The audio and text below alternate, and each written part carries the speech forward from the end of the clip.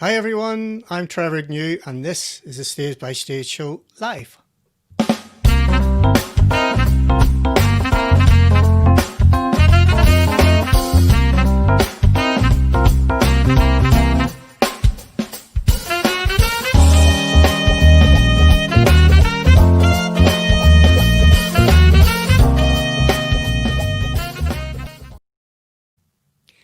So welcome back. Another Friday night, another night's crack with some rally guests. Try and take away from some of the doom and gloom. Certainly from last week, the feedback has just been fantastic. Thanks to everybody who, number one, joined in on the night. And you can do that because we're live on Facebook. We're live on Twitter. We're also live on the YouTube channel, the Stage by Stage YouTube channel. All of this gets recorded. And if you miss any of it, last week, for example, we did 2.5 hours. What a marathon. But I found people have gone back in, they've remembered where they left off and they've gone back in to watch it. So if you're watching the recording, we were live at 7:30 GMT on Friday night on the 22nd of January. But please feel free to watch the recording if you missed some of this as we go through it. Clearly, we won't be able to get through all the questions. There was lots of questions last week. We couldn't get them all done. Some people have sent in some. We've got viewers all over the world. Again, thanks to everybody who's been sending it in. Special shout out to the Dolan family. Willie John Dolan, who I co-drove for many years in the 90s. Especially Peter, I know, is watching it, and he's definitely looking forward to tonight. So hello to the Dolans, who live in a road that's got the longest name in the world, Maharnagira Road. So there we go.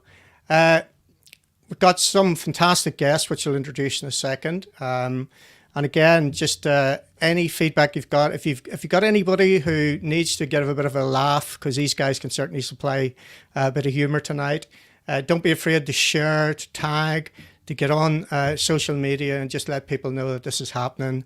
Grab yourself a suitable drink and hopefully enjoy the crack that we're going to have. Again, it's not fancy in any way. It's a very loose format. We're just going to talk rally and we're going to talk stories.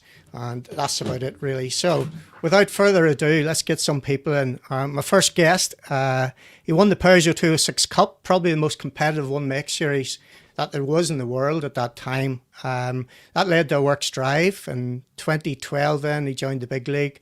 So he moved up from a Group N Evo to win the Donegal International. And that was the unproven Subaru S14. And that was a brilliant drive. That one stands out, I think. 2013 Irish Tarmac Rally Champion. And then 24 victories over the 20 years, including several international wins. And again, really impressive. The last two were international wins in France as part of the French Championship. Welcome, Mr. Gary Jennings. How the hell are you? Hi, boss. How's things? It's really good. How are you, more to the point? Chilled out. Hey, I think it's the first Friday night in a couple of weeks that we've been read up and waiting for a bit of crack. Was the pressure on to get here in time? Of course it was. No co-drivers or nothing to guide you? I think I've had more phone calls today from weekend than I've had in 6 months. Fair play. Make sure. He's the man to do it, like no better man. Yeah. Excellent. So my second guest then, 23 WRC starts, several JWRC and WRC Academy wins, competed in over 125 rallies over the last 11 years, as well as several Tarmac Championship podium finishes. He's at the highest number of Irish Tarmac rally wins in the last year. Welcome, Alistair Fisher. Thanks very much. How are you? Thank you, Trevor. Good to be on here. Good to have you again, because you were the special secret guest on the very first show, of course, close to a year ago. That time's gone quick, isn't it? In May last year. That's hard to believe now, to be honest, but we enjoyed it that night, so hopefully we can have a bit of crack here again. Oh, we'll definitely do that. You'd no bother getting read up then to get here in time. No, it was grand. I haven't as many jobs as Gary, so I was able to get here okay. Well, we'll get to all your different jobs later on, because that's definitely one of the questions I've had and it's something I'm curious about. So good to have you here. Thanks, Ali. And finally, my last guest, he did his first rally, the Donegal International, a few weeks after passing his driving test. He's one of 5 drivers chosen for the Funday Motorsport Customer Racing's Junior Driver Program. Yeah, I'll say that again. Funday, which is the right way to pronounce Hyundai, just in case you're wondering. So Funday Sunday. Motorsport Customer Racing's Junior Driver Programme trips off the tongue nicely. So 3 top 10 finish in the last 3 European Rally Championship starts. A British Junior Champion. He won his first rally in 2019. It was a Donegal Harvest, I think. Please feel, guys, to fact check any of this because it's just me rushing the day to try and get some of these to go. So after a strong season in the Tarmac Championship last year, and of course he did the Junior World Championship in 2018. Callum Devine, how are you, Callum? Not too bad, Trevor. There's a lot packed into that little short career of yours there already, yeah? Aye, it is. I just, there's a lot packed in when you say it like that, so, aye, not too bad. Now, when I spoke to you the other day, just to tee this up, you were on a digger then. What were you up to today? I was on the digger today again. Oh, yeah. That's aye. No, don't. Too busy, sir, to be coming out of the digger at the minute, so aye, that just has to be done too, doesn't it? Yeah, it is. So the format, guys, is I've got a few questions which we'll get to in a little while. And of course, anybody who's watching, as I say, live, any questions or any comments or anything you want the guys to talk about, don't be afraid to get those into us as well, and we'll talk through them. We'll probably start with Monte Carlo then, just to hear what you think. Have you been keeping an eye on it at all, Ali? Yeah, I watched a bit of the live footage earlier on there, so sort of topsy-turvy rally. Some of the guys started strong and they sort of fell back a bit, and Tanax fell back there, but I think OJ sort of has the pressure on Alvin now. Obviously, he dropped quite a bit of time with the puncture, but I think it will be a bit of a race to the finish because I think Alvin will be pretty keen to put his stamp on the championship at the start of the year. It'll be good. It's probably need a little bit of caution racing Ogier in Monte Carlo because he clearly is the master, even better probably than Loeb. And it was proven today, like if you look at what he did in the last stage. In fairness, I suppose Sordo was only 1.3 seconds off him on that last stage, but on a snow tire to put that time in. I think Elvin's probably a wee bit cautious of that. Is that fair to say, I suppose? Yeah, I've seen a few comments from Alvin at the end of that stage. He said he just took it a bit too cautious. But as you say, you can't really give Ogier too much ground in Monte Carlo, or he'll just run away with it. So I know. it's looking forward to keep an eye on over the next couple of days. I think there's 3 stages really, only each day. So it's funny the way the rally's sort of laid out this year, but that's the way it is. And a big dump of snow, hopefully coming overnight, and that'll make it a bit more interesting. I know I was out there in 2011, which was a big old event. It was a Super 2000 event back then, and the snow came on in the middle day, I think it was, and Bouffier and people like that just took it and blitzed everybody. Cal, any plans to do Monte Carlo in the future? Is it a rally you'd like to do? I think it's a rally everybody would like to do, wouldn't it? It's been some spectacle in the WRC calendar for as long as I can mind anyway. So it's definitely the most challenging event of them all, isn't it? So some stage you'd love to do it now, but it's not on the plans at the moment, but it'd be something you'd want on your bucket list, wouldn't it? It's definitely a toughie, there's no doubt about it. Gary, do you have any plans or any thoughts to do Monte or any of those types of classic World Championship rallies? Obviously you'd love to do them, but it's hard to justify going out there for a fortnight to do them World Championship events at my age. You know what I mean? Definitely for enjoyment, but it takes a lot of commitment to go out and do them rallies. It's not just a matter of like in Ireland here, turning up and it's a recce 2 or 3 days before, a day off, a rally. Like it's intense over there as a rally, and Callum knows. And I don't know why I want to do that. How do I just go out and enjoy myself? It's just a bit of crack for you nowadays, but in the olden days, it was serious for a while, wasn't it? And you think about the Peugeot days. Yeah, it was. And I think that's what the Callum's going through now. It's pretty tough when you have to really, you're concentrating rallying all the time, and it's very hard for us fellas over here in Ireland because we have jobs. It's different for them French fellas and them Russian fellas. And, they know jobs. They just work. Like Cormu there, that French fella, he's doing very well, but he works in M Sport. He doesn't David Digger there.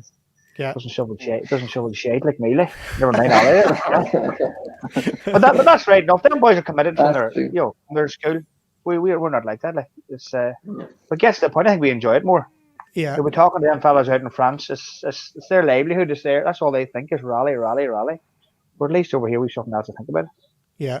Got you. I just want to go to you, Cal, because more than one person has sort of said that to me about you, that one of the challenges, the biggest challenge you have is trying to fit the rallying in around your work, and you have to work. So just for everybody listening, just try and get across them how you're trying to balance that.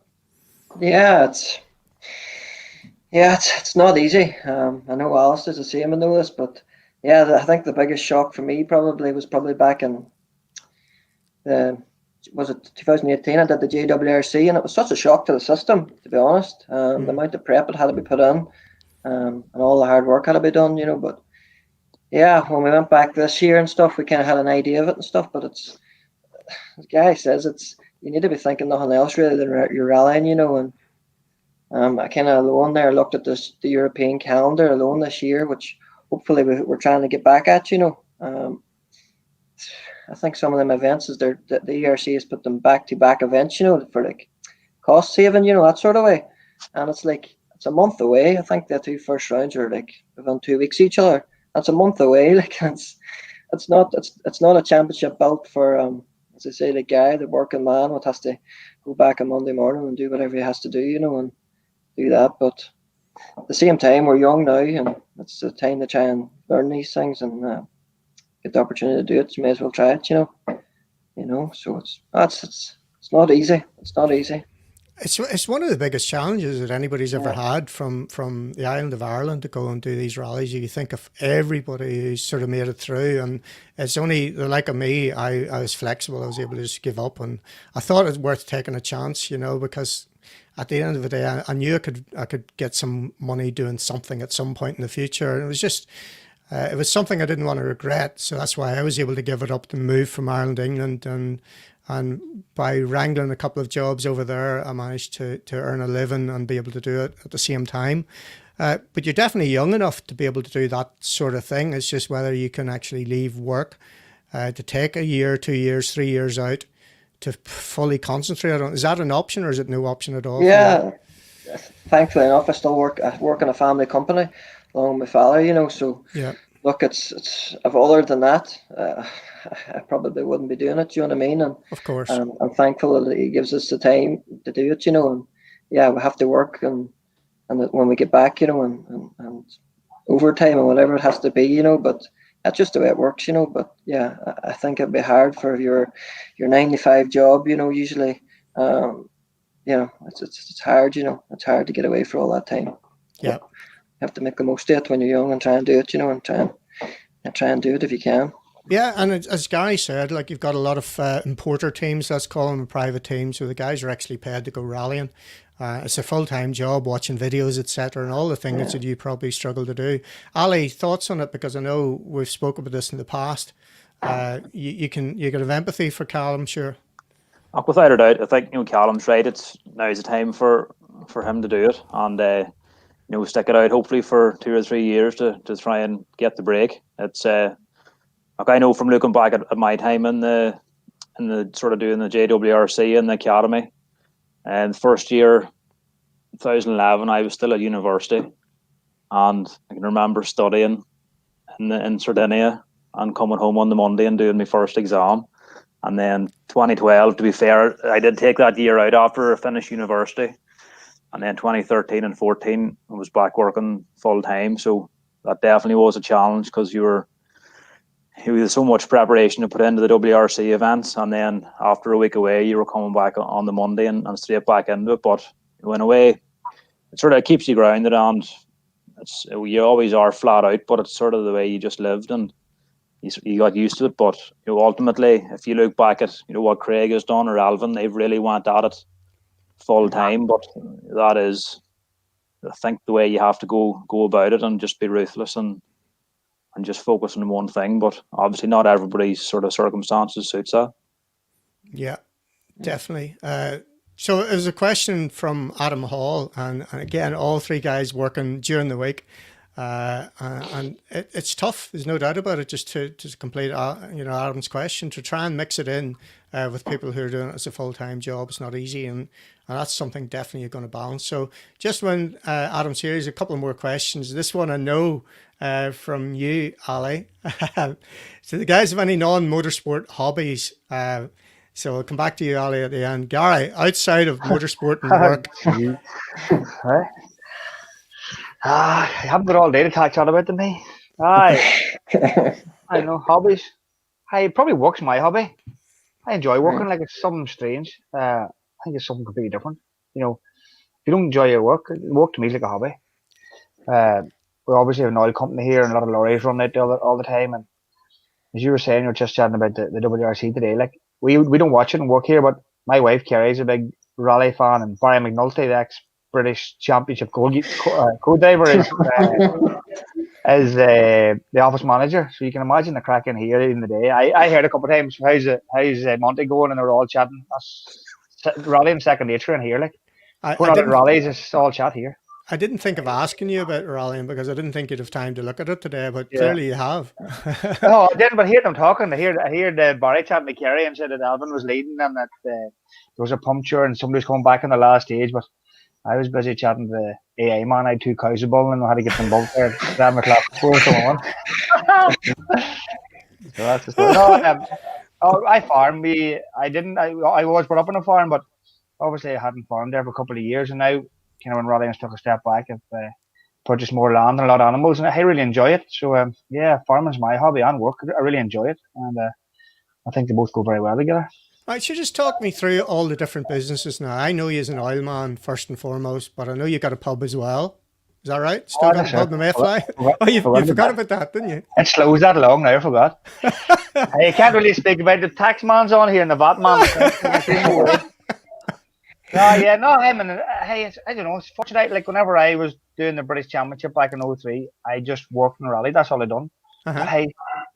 Truthfully, I didn't enjoy it. I didn't enjoy that going to England. On maybe a Thursday, and we're in Glasgow, maybe in London on a Friday, and then maybe somewhere in Sheffield on a Wednesday, and then rally. I didn't like it. I didn't like the traveling and just rallying all the time. I just always had rallying as a hobby.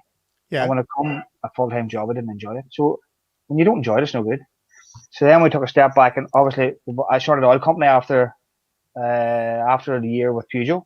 Mm-hmm. Started off with one lorry, and I think with 20 lorries here now running all the time, and with 35 staff, and then farm as well, and then I do a bit of renewable energy, windmills, turbines as well.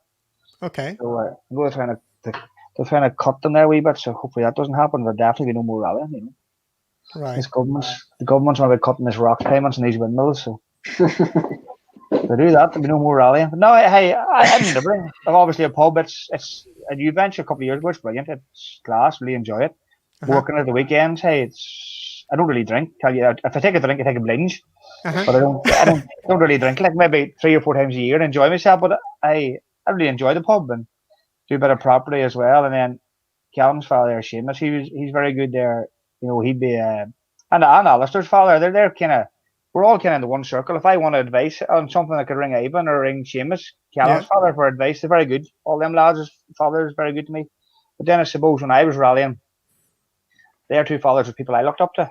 Yeah. If we wind the clock back 20 years, whenever I was starting rallying, well, Ivan Fisher was very well known, who come on and sponsor me. Yeah. And then Callum's father actually sponsored me as well to Rally Ireland's. Really? Okay. By the way, the whole thing turns completely around now. So.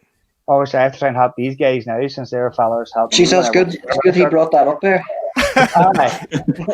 Just when we're on that point there. I speak to Kerry. You have to speak to Kerry about that. She took all that out of my control. But hobbies are something I just everything I do enjoy. If I didn't enjoy it, I wouldn't do it. Well, I think that's the key for everybody. If you have happiness, like. Happiness, if you're happy with what you do, there's nothing better in this world. You've got the job sorted and brilliant. Right. Ali, are you as happy in your job? Okay, here it definitely keeps me busy now. I work in Severfield, which was previously Fisher Engineering. So Severfield is known as the biggest structural steel company in the UK and Ireland. So We work on some of the largest projects, really, in the UK and Ireland. We've just the likes of just finished Tottenham's new stadium there a couple of years ago. One of the iconic ones we've done lately. Wow, that's a big old project. Yeah, and Satterfield would have built the Shard in London as well. So that's the sort of projects I've been involved with over the past few years. So it's very diverse. It's fast paced, and you have to be on the ball all the time. Work with great teams of people, and you meet a lot of people as well. Through the different teams, and you have to say I do enjoy it, but you can be a lot of pressure at times. So what's your particular job role then? So what's your day-to-day look like? What are you in charge of, or what do you do?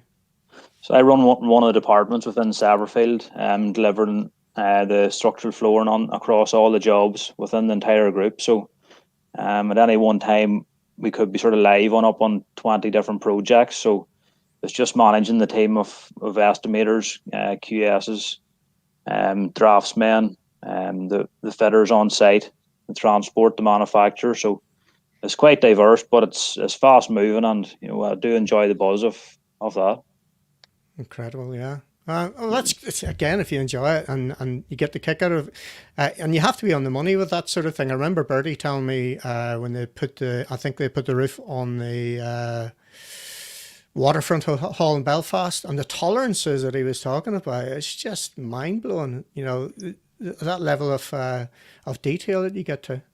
Yeah, I'm sure Callum knows a bit about it there when it comes to the building, but you have to just have everything planned out, and it's easy. It's an easy fix in the workshop, but whenever you get to site, if things go wrong, costs can just multiply tenfold. So it's really all in the planning, thinking ahead. Everybody, banging their heads together and coming up with the solutions at the front end.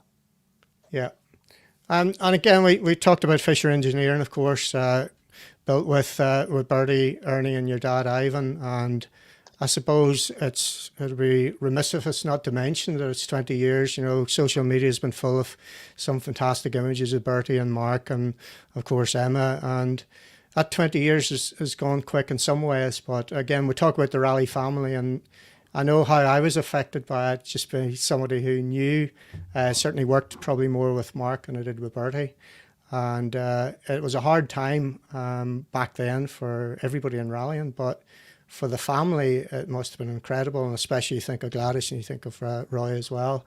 So, but on a night like this, where we're sort of trying to get away from, and we're trying to enlighten things, I'd like to think that we do it quite well. Irish people do it quite well, and we think of all the good memories and all the positives, and all the impact that those people had. And there's certainly plenty of people that would have went rallying on the back of what Bertie and Mark did. Anything you'd like to add to that, Ali? I think you've covered it very well there, Trevor. I suppose Uncle Bertie was sort of the icon in Irish rallying through the 80s and certainly through the 90s. Obviously, Mark was coming up through the ranks, and he'd made a couple of breaks in the Peugeot Cup '99, and then Gordon and him done the two events in the World Rally Car, the Acropolis and GB in 2000, when things were starting to take off for Mark as well. But as you say, I think there's hardly a day goes by where you don't see something on social media or somebody passes a comment about there's maybe a photograph or an old video of Uncle Bertie, and it always brings a smile to your face. And as you say, there's been a lot of stuff this week, and just with the rally fraternity in Ireland and across the water, it's people haven't forgotten. Yeah, and I think certainly somebody shared a video of Mark being interviewed, because I managed the set Super 6, where he was one of the competitors that we picked for it. And there was a video doing the rounds of him interviewed before the first rally in Bournemouth. And again, watching it, it's sad, but watching it just brought back so many memories of that year, and him pushing the boundaries and the fun and the crack that we had. And again, probably one of the most professional drivers that I've ever met or dealt with. The way he went about his rallying was just mind-blowing. Again, probably a bit from Bertie and that, because again, I remember some of the detail that he went into was quite incredible, and the way he approached his rally. I'm sure it was the same in the business, but just mind-blowing stuff, yeah. Callum, you're a family business then. Just tell us a bit more about that for those people who don't know much about it like me. I know Yeah. Seamus, your dad rallied a little bit, like even Yeah, towards the end. He was an impressor, like way back in, I suppose, the late 2000s, was it? Yeah, I think it was maybe 2003, maybe or Or four. was Maybe it? he Okay. started. I think now I'm not. Don't quote me. I was young enough at that stage, so I was when he Uh-huh. started. But yeah, he did a bit of rallying himself and the Subarus and stuff. He started probably late. I think he was 43 maybe when he started. But yeah, I always had a big strong interest in rallying and stuff. Hmm. So yeah, he started rallying, and yeah, he's been good to me, and obviously for his business and stuff that he obviously does a bit of building, builds houses, Yeah. for private housing and stuff. So Hmm. yeah, he's a hard worker, and yeah, as I say, he worked hard over the years to obviously give me the chance to go rallying. So yeah, that's pretty much our family business at the moment. Fair play. You just got to get the results in now to pay him back, eh? I, No I don't know. pressure I at don't know. all. I don't know how many results I really get on. I don't think I'll get one up with him now. To be honest, as long as no, but no, as I say, it's very thankful for it. He probably doesn't hear it all the time, but sure, you know. uh, Adam with another question. It'd be interesting to see this. See what you think of this one, guys. So, were you competitive growing up? So, sport and school, anything like that, or chasing women, anything like that, or, that you carried into your rallying? Because we certainly see this for a lot of sports people. A lot of people in rally, in particular, think the classic one is Seb Loeb, clearly, who was a national gymnast and then decided that he'd go rallying. Of course, the balance that he brought from that discipline into rallying certainly helps, as you guys know. So, Gary, any hobbies at school or anything that you were competitive at back then? Oh, I did it. Everything. There's no more competitive than me. Really? Oh, yeah. I used to play soccer at a high level, and I'd break your leg, hey, for bobbiness. Oh, Really? oh, 100%. Look, wouldn't think about it. Honest to God, used to play a lot of football, and then that brought me into playing Gaelic there on a Sunday. And I played for Ballymallard before I started rallying. And then when I was rallying, I was still playing soccer on a Saturday, so I had to make the decision then what to do, because I felt like I was letting the team down if I could only play in certain games, and it wasn't fair on other people that wanted to play, that I could just walk in and play in the matches when I was home. So, but yeah, definitely competitive. I still am to this very day. So you played you played soccer for Ballymallard then, did you? Yeah, in the B Which, division, and in the B division before they went up till the wow. Premier League. I played in several Milk Cups at schoolboy trials. I done all that, and then I played Gaelic for my local side here in Edernay, St Joseph's. We were county champions this year. So yeah, I done all that when I was young, and I really enjoyed it, and very, very competitive, definitely, 100%. Talk us through the trials then. I didn't know anything about this about you. I played soccer. Oh, I've seen the girls. The girls pulled out scrapbooks there one day, and they didn't know whatever. All the old newspaper clippings, Uh-huh. Yeah, I was always good at soccer. Post tall, centre back, mad as a hatter, just fearless. Yeah, I've won several county medals here in on the leagues and the cups, and so two schoolboy trials. Go on, tell us about those. Yeah, the two Northern Ireland schoolboy trials in Belfast, but twice I can't even remember the years, but I didn't get picked. But it was centre back I was up for, so twice we travelled to Belfast, and we used to go for 3 Thursday nights in a row to Belfast. But this was way back whenever we had to get the bus at 3 o'clock from Elliscale to be up there for trials for 6. Uh-huh. And then I played for a team in Antrim for a season. What is their name? Funny name. In Antrim, not where the Steeples Barracks is. In Antrim in there, there's a football pitch in there. Okay. I had to travel from here every Thursday on a Saturday to play games. My parents used to bring me up on a Saturday. Wow. And then I was too much traveling, so I come back then and just played for the local club, KH, and then for Ballymallard. Wow. Really enjoyed it. I think I went to 3 Milk Cups. I was at the Milk Cup in Portrush when Scholes was there, Neville was there, Giggs was there. They were all there. So yeah, it was good times, good memories. Were you ever sent off? More than I was on. At the Milk Cup games? No, not Milk Cup games, but from Ireland West. The reason I asked, my brother used to referee in the Milk Cup games, so I just wondered if there's any sort of connection. I was usually sent off more than I was on the pitch, put it like that. But hey, Brilliant. Of course, Ali, you're a Ballymallard supporter. I remember you telling us that before. So were you supporting Gary when he was playing football then? I don't think it wasn't about too much back then, but I used to play football for Ballinamallard at the underage as well, but I don't think it was as good as Gary now, to be honest. So, done a bit of rugby at school and bit of athletics and cross country and stuff. So that was sort of what I was at. I was pretty good at the sprinting, 100-meter sprinting. Done some British indoor athletics finals back probably 02, 03, just at the tail end of school. So, and then from there it was less sort of Saturdays playing rugby and maybe more Saturdays heading off to Raleigh with probably Gary or Peter, Gary's brother there, or heading off to Nuts Corner or Rahadoui. So that's went from there really. Quite incredible. So well, I'm in the company of greatness here. Carl, nothing to live up to here then. What about you? No, well, I used to play a bit of football, but of Gaelic, back in the school, and yeah, played for a local club around here, a bit Banagher, but yeah, played that for a right bit of maybe up to about 20, 21 maybe, and then yeah, I broke a couple of collarbones and stuff, and I think it was probably the time I was doing the rallying, and I think the Astas is either one or the other, so he's not planning football and the rallying camp mix. But as I say, like Alistair as well, I kind of fuck up the rallying a wee bit pandier than I did the footballs, and stuff. So that maybe suited me a bit better. Yeah, the collarbone seems to be a popular a bone to break when you're rallying as well, off mountain bikes apparently. They're usually motocross bikes, aren't they?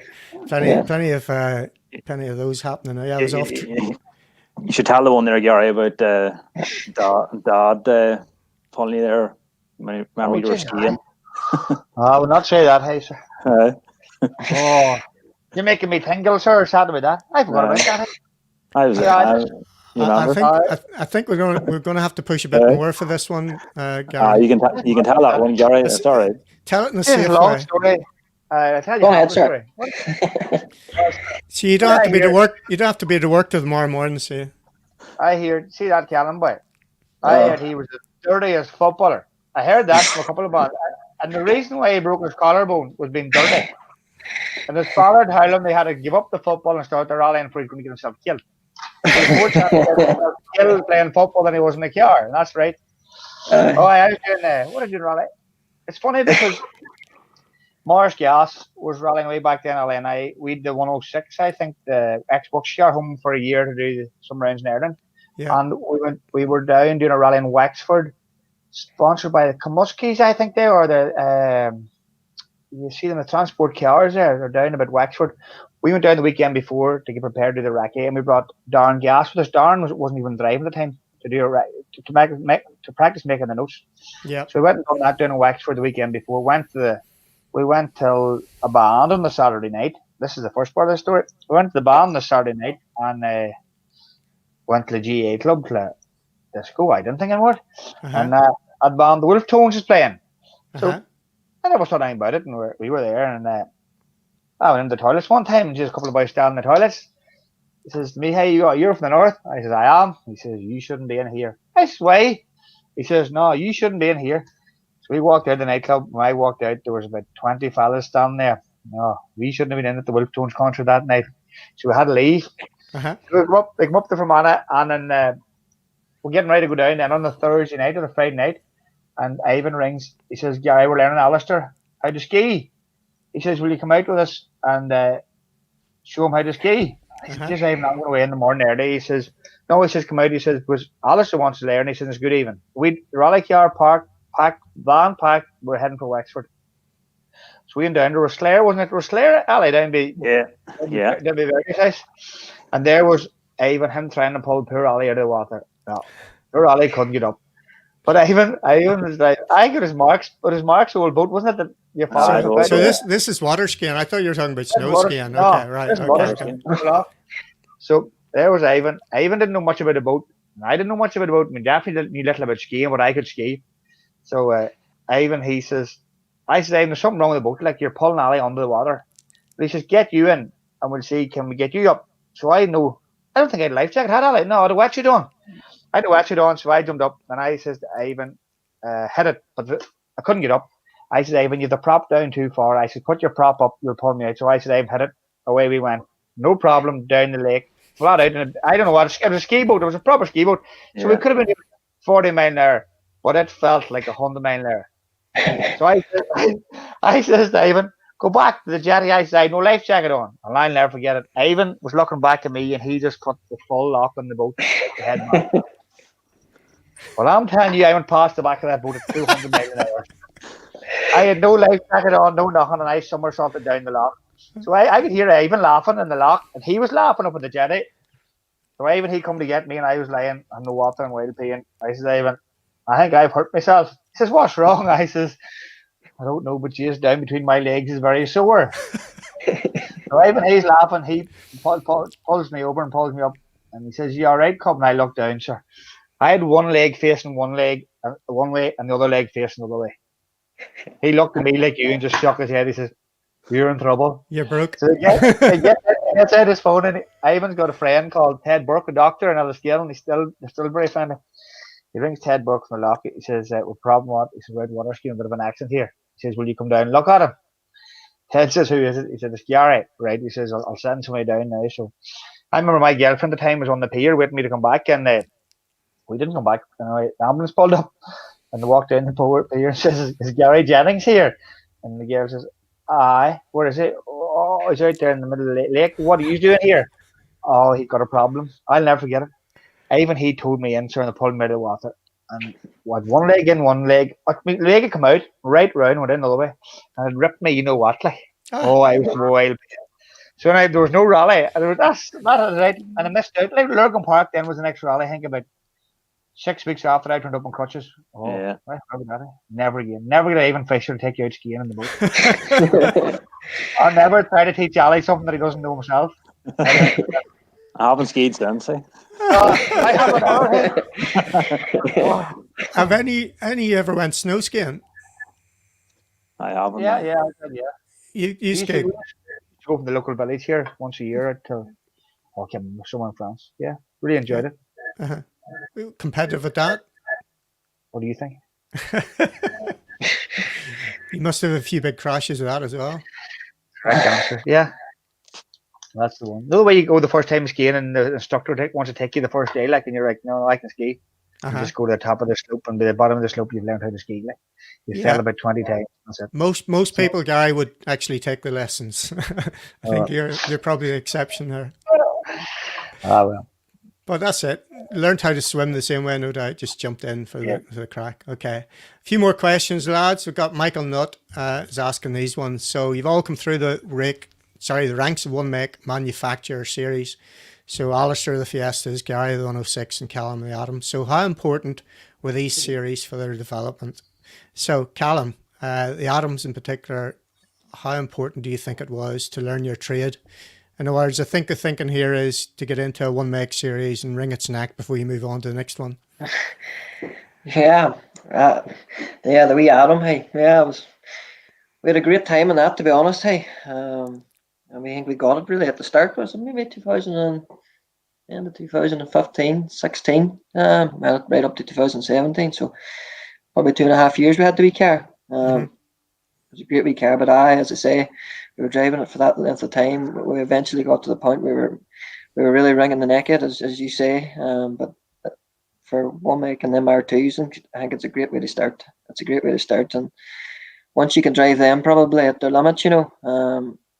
Yeah, I think it's you learn plenty from it, you know. But yeah, the Atom was great, hey, to be honest. Atom was great to us. Hey, I think we won the 2016 Tarmac Championship in R2s in it, and then we went then 2017. Kind of was the next follow up was to do the British Junior Championship. It was kind of all R2s, you know. And yeah, we won that in Atom, hey, and it was at that point it was. Where did we go after that for one make? It was actually the one make would have been the JWRC for us, for the Fiestas.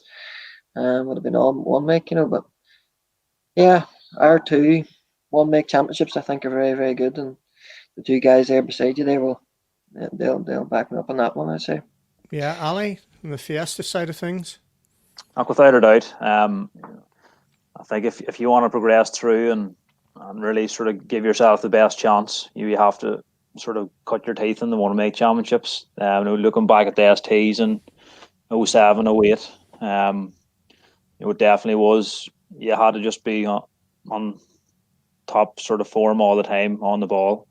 But it was the way to learn. It was close every stage. You had to be just right on it, and I think as well as that, you were learning the car in different conditions and really pushing hard in all conditions, because you had loads of good all round drivers. You can certainly see, even in the World Championship today, you can see certain drivers that maybe just didn't sort of stick it out in the one makes or maybe serve their time. You can see where they maybe struggle here and there. I think in the long run, it definitely stands to you. And whenever you look at OJ coming through the JWRC and Alvin now, all the guys there at Sordo, definitely counts for a lot. Yeah, well, we saw Alvin a lot in the Fiestas in Ireland. He did a whole year here, didn't he? Way back in the early days. I remember that, yeah. There's no doubt about it. And of course, the series that everybody references is the Peugeot series, and originally with the 205s, moving up to what you won, Gary. But as I said in the introduction, it's probably at the time you had 40, 50 cars, maybe even more. And a lot of guys, probably the top 15 guys, could win a round of it. It was ultra competitive, that series back then. Yeah, it definitely was, and plus it was affordable. Anybody could go and do it. I think back at the time the cap on the cars was like £20,000. You could go to a Peugeot where they would sort you out with one of the people who would build the cars, and £20,000 was the budget that you paid for the car, brand new with tarmac setup, gravel setup, lamp pods, everything. You got a kit, come in a kit for them. And then the prize money for the rounds, I think for winning a round then was £4,000. And the car was costing you £20,000. And if you won a round, you got £4,000. And it was no ties. It was £4,000 off a check. There was none of this, of vouchers towards bits or this. It was proper money, proper go to a rally, drive the stones out of her, win £4,000, go home, be working on Monday morning. That's the way it was. And everybody was in that. There was no, if you take it, Chris Meek was there. Rory Gallagher, one of the best drivers ever in Ireland, was in it. Mark had won it. Martin Sanson won it. Ryan Champion. Sean Gallagher, Michael was there in the 206s. They were all the boys was there, everybody was there. And it is a pity that there is none of them championships available, even Ireland or British Championship at the minute. Yeah, you think of any of the guys who made it the World Championship in Britain as well. You got Colin, not in the championship, but again using some of the cars. So Colin, Richard Burns, and you think of all of those guys who made it through. You mentioned some of them there. Even Neil Weirden won, who I went on the co-drive in '97. So he won the juniors in '96, so effectively the cup then. Yeah. And I think he told me his budget for the year, what it cost him for the year, is about 26 grand, which was a lot more than they could afford. It was only a family garage. Yeah. But to do a season of rallying, costing you 26 grand, and you're the works Peugeot driver the following year, which didn't work out quite right for him, but we sort of recovered it the following year. But it just shows you, how strong those championships were. And of course, Mick Linford, who ran as a proper rally man, and he had got good influence in Peugeot to be able to swing the budgets for a bit, yeah. Yeah, that's it. And I know definitely Richard Burns was a Peugeot champion. I think McRae was there at the very start as well. He was, yeah. And the 305, so way back then, he was at a choice of champions one time, they brought 6 of the best drivers through, and I think Colin won that. Obviously, Burns was a Peugeot champion as well. So all the British drivers kind of did come up through one Mick series. Yeah. And it's just a pity there's nothing there now. And I know everybody's trying to replicate it and try to do things, but it took Mick Linford, and hats off to Mick Linford. He did put everything behind it in his team. Stella Boyles was very, very influential, and it's hard to see it ever coming back that again. We could go to a rally, do the rally, and be home on Monday, and truthfully, if you did finish in the top 2 or 3, it didn't cost you anything. Yeah. Your tires, you were limited in the amount of tires you had. It was ordinary pump fuel. There was nothing really that there was an expense in. If you wanted an engine, you give your engine back, and you give maybe £2,000, you got a new engine. There was nothing there that you could spend a lot of money on to benefit. There was no way of outsmarting everybody else by using different fuel or somebody else working on your engine, because Mick and Stella and all, they just give you another engine or give you pump fuel. There was nothing there that could gain an advantage. Money couldn't buy you an advantage in them championships, and that's where it should be. That's exactly that. And there was a link. You mentioned some of the drivers there, and you think of all the drivers in the 3-1 Make Series from our wee country. You mentioned Niall, clearly Chris, and there's a list of Ali, and it goes on, the McHales. There's one link, and that was Jerry McGarty. That's So right, yeah. you think of the number of drivers who won a championship or won a 1 Make Series out of Jerry McGarty's help, Ali. So what was so special about Jerry, and what did he offer that nobody else seemed to be able to do? I think it was just Jerry's sort of love for the sport and really wanting to teach you how to do it, do everything right, and get your head into the driving and approaching the rallies the right way and getting the best out of the car. It was his passion really, and I would often go over to Jerry there, call over maybe a weekday evening or maybe a Saturday morning, and he's just absolutely flat out. If he could do the same again today, he would. So he's been he's brought a lot of drivers up through the early days, as you say, that Chris and the McHales and so on, myself, and I think he lent a hand to Gary now and again as well, and it's just his enthusiasm, and he just loves it really. Yeah, and again with Mark, you ran Mark's Super 1600. The Set Super 6 car. Of course, every rally they turn up to scrutineering with something, just pushing the limits, taking the bodyguard, just taking some of the protection off the car, coming up with no door mirrors on it, anything, not just. Knowing full well they're probably not going to get away with it, but as Gordy said in one of the previous podcasts, just to wind people up. So in that series, of course, you got Weavy, so Stephen Whitford, you got Ollie Clark, and just it was a pot stirring exercise, I think, as much as it was just trying to find the limits. But again, you think of who's really competitive, and it's this aggregated gains that we always hear about. So a little bit here, a little bit there, and suddenly you've got another 10% that you can add, and there's certainly something in that. Anything you'd add, Gary, about Jerry's influence on it? Yeah, funny. I was telling that later on. I haven't seen Jerry McGarty in 12 months, and I met him today in Emerson. I was talking to him in the street, and we were talking about the 20th anniversary from the official Tragedy Day, and at the same time, Rory Kennedy rang my phone to make sure we were going to do everything right tonight and not use bad language and not do this.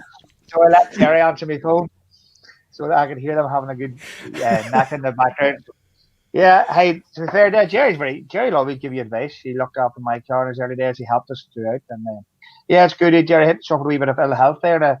He's looking very well today, and we're asking him and our thoughts are with him, and he seems in good stead. So yeah, he's still a man. I think if there's any young body out there that's thinking of doing anything or one big championship, Jerry would be your man. As you say, I remember way back Jerry told me that Super 6 you're chatting about, that Mark Fisher could get 20 kilos out of doors, taking the doors off and taking bits of steel that weren't using the doors, taking plastic off inside the doors, taking off rubber, the rubber sealed around the doors, around the boot lids. You could take 20 kilos out of a car just by doing them wee simple things. Like 20 kilos is a spare wheel. Yeah. They could get that out of the car just by silly things, just cutting back the inner doors, and that's the way you push them boundaries in them championships, and that's what it's all about. Yeah. But I think they're the original. Jerry and Mark's the original pushers. They're the people that were setting the limits and everybody else had to follow to see what you can get away with. Yeah. No, I agree. Definitely, there's a lot of going on. Callum, have you many dealings with Jerry McGarty? No, never really any dealings with Jerry McGarty. Obviously chat to Jerry McGarty and stuff, growing up, I know.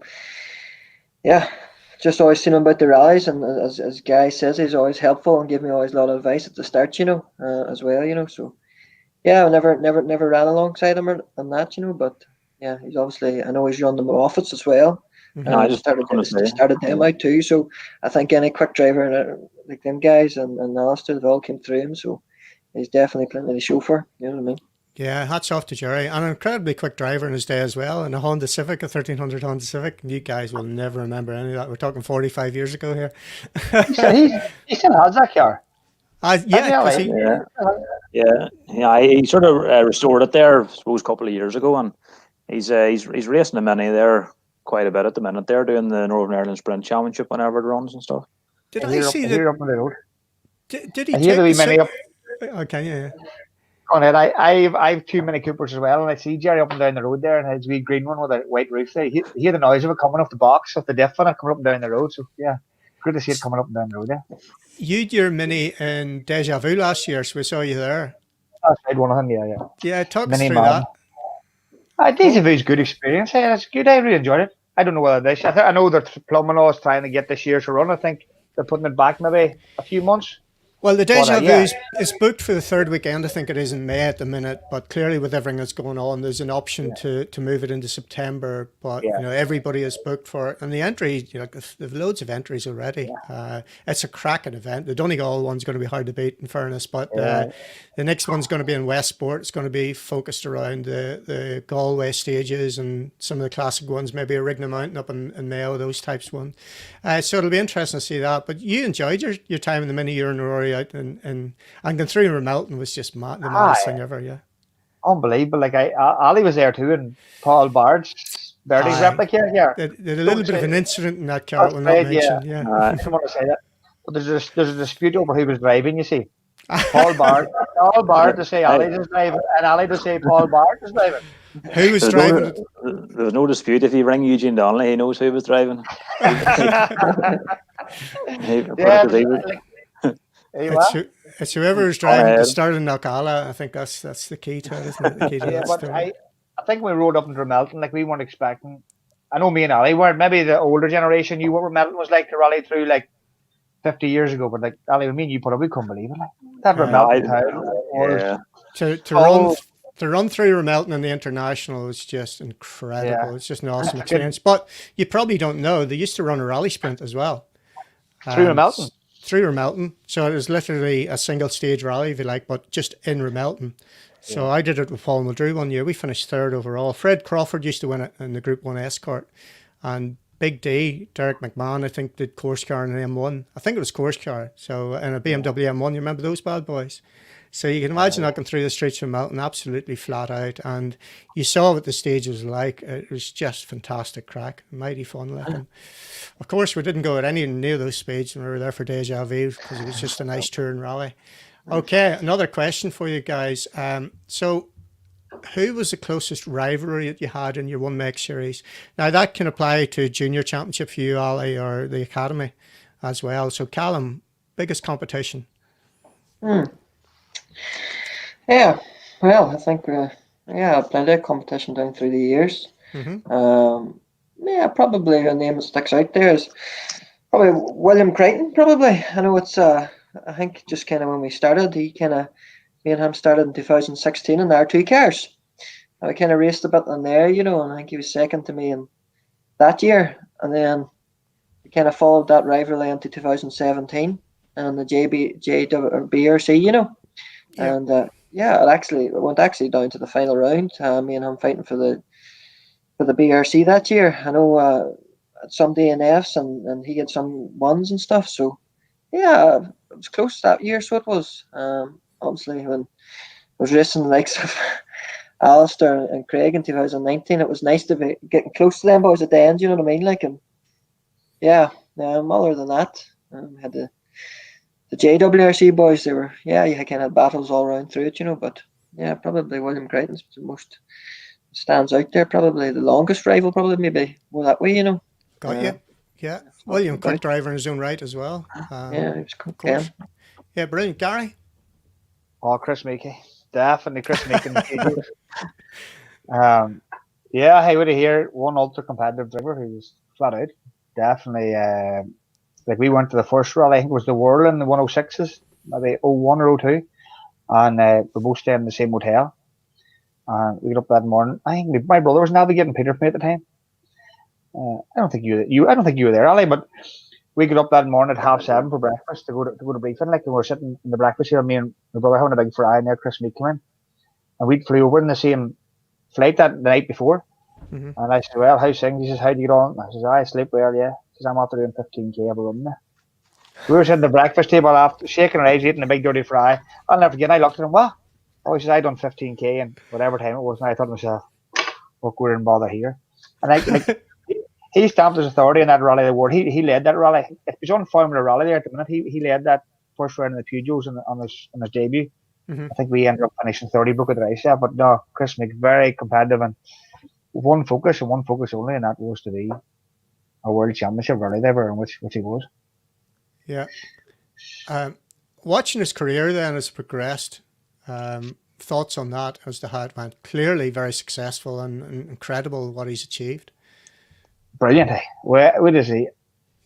To me, nobody will remember a boring person who wins a couple of rounds of the World Championship. Chris Meek is not one boring driver. He has won several rounds of World Championship, and they'll always be remembered for different reasons. Like, if you look back at the rally running into the car park, that'll be the highlight of. Is that Mexico? Is it in Mexico? It was Mexico, yeah. That'll be the highlight of Mexico rally for hundreds of years. Like, for something like that to happen and to go on and win the rally, that's what I enjoy about Chris Meek's career. It's not easy done. Nothing's done simple. It's done the hard way, and I think look, credit's due, and definitely due credit for what he done. Incredible. You think of the speed that he had, but not easy to watch. Like, as a true fan, like, you're watching through your fingers all the time, aren't you, towards the end? But that was part of it, And that's what he'll be remembered for. Yeah, of course. And I suppose you're referencing football, and you think of someone like Roy Keane, who would walk off the pitch there, and it's 4-0. They won 4-0, and he's having to go at his other players. So just that focus was quite incredible. And to do what he did in Finland in 2016, we were talking about this last week, and it was just the maddest ever rally, that one. To do what he did and blow the Finns away in their home backyard, and that'll never be forgotten. Never. The way he did it, like, it wasn't just a win, it's just he blitzed them. I know we always say just one more year, but like, I think, truthfully, if Chris would have got one more year, I just think he was very unlucky.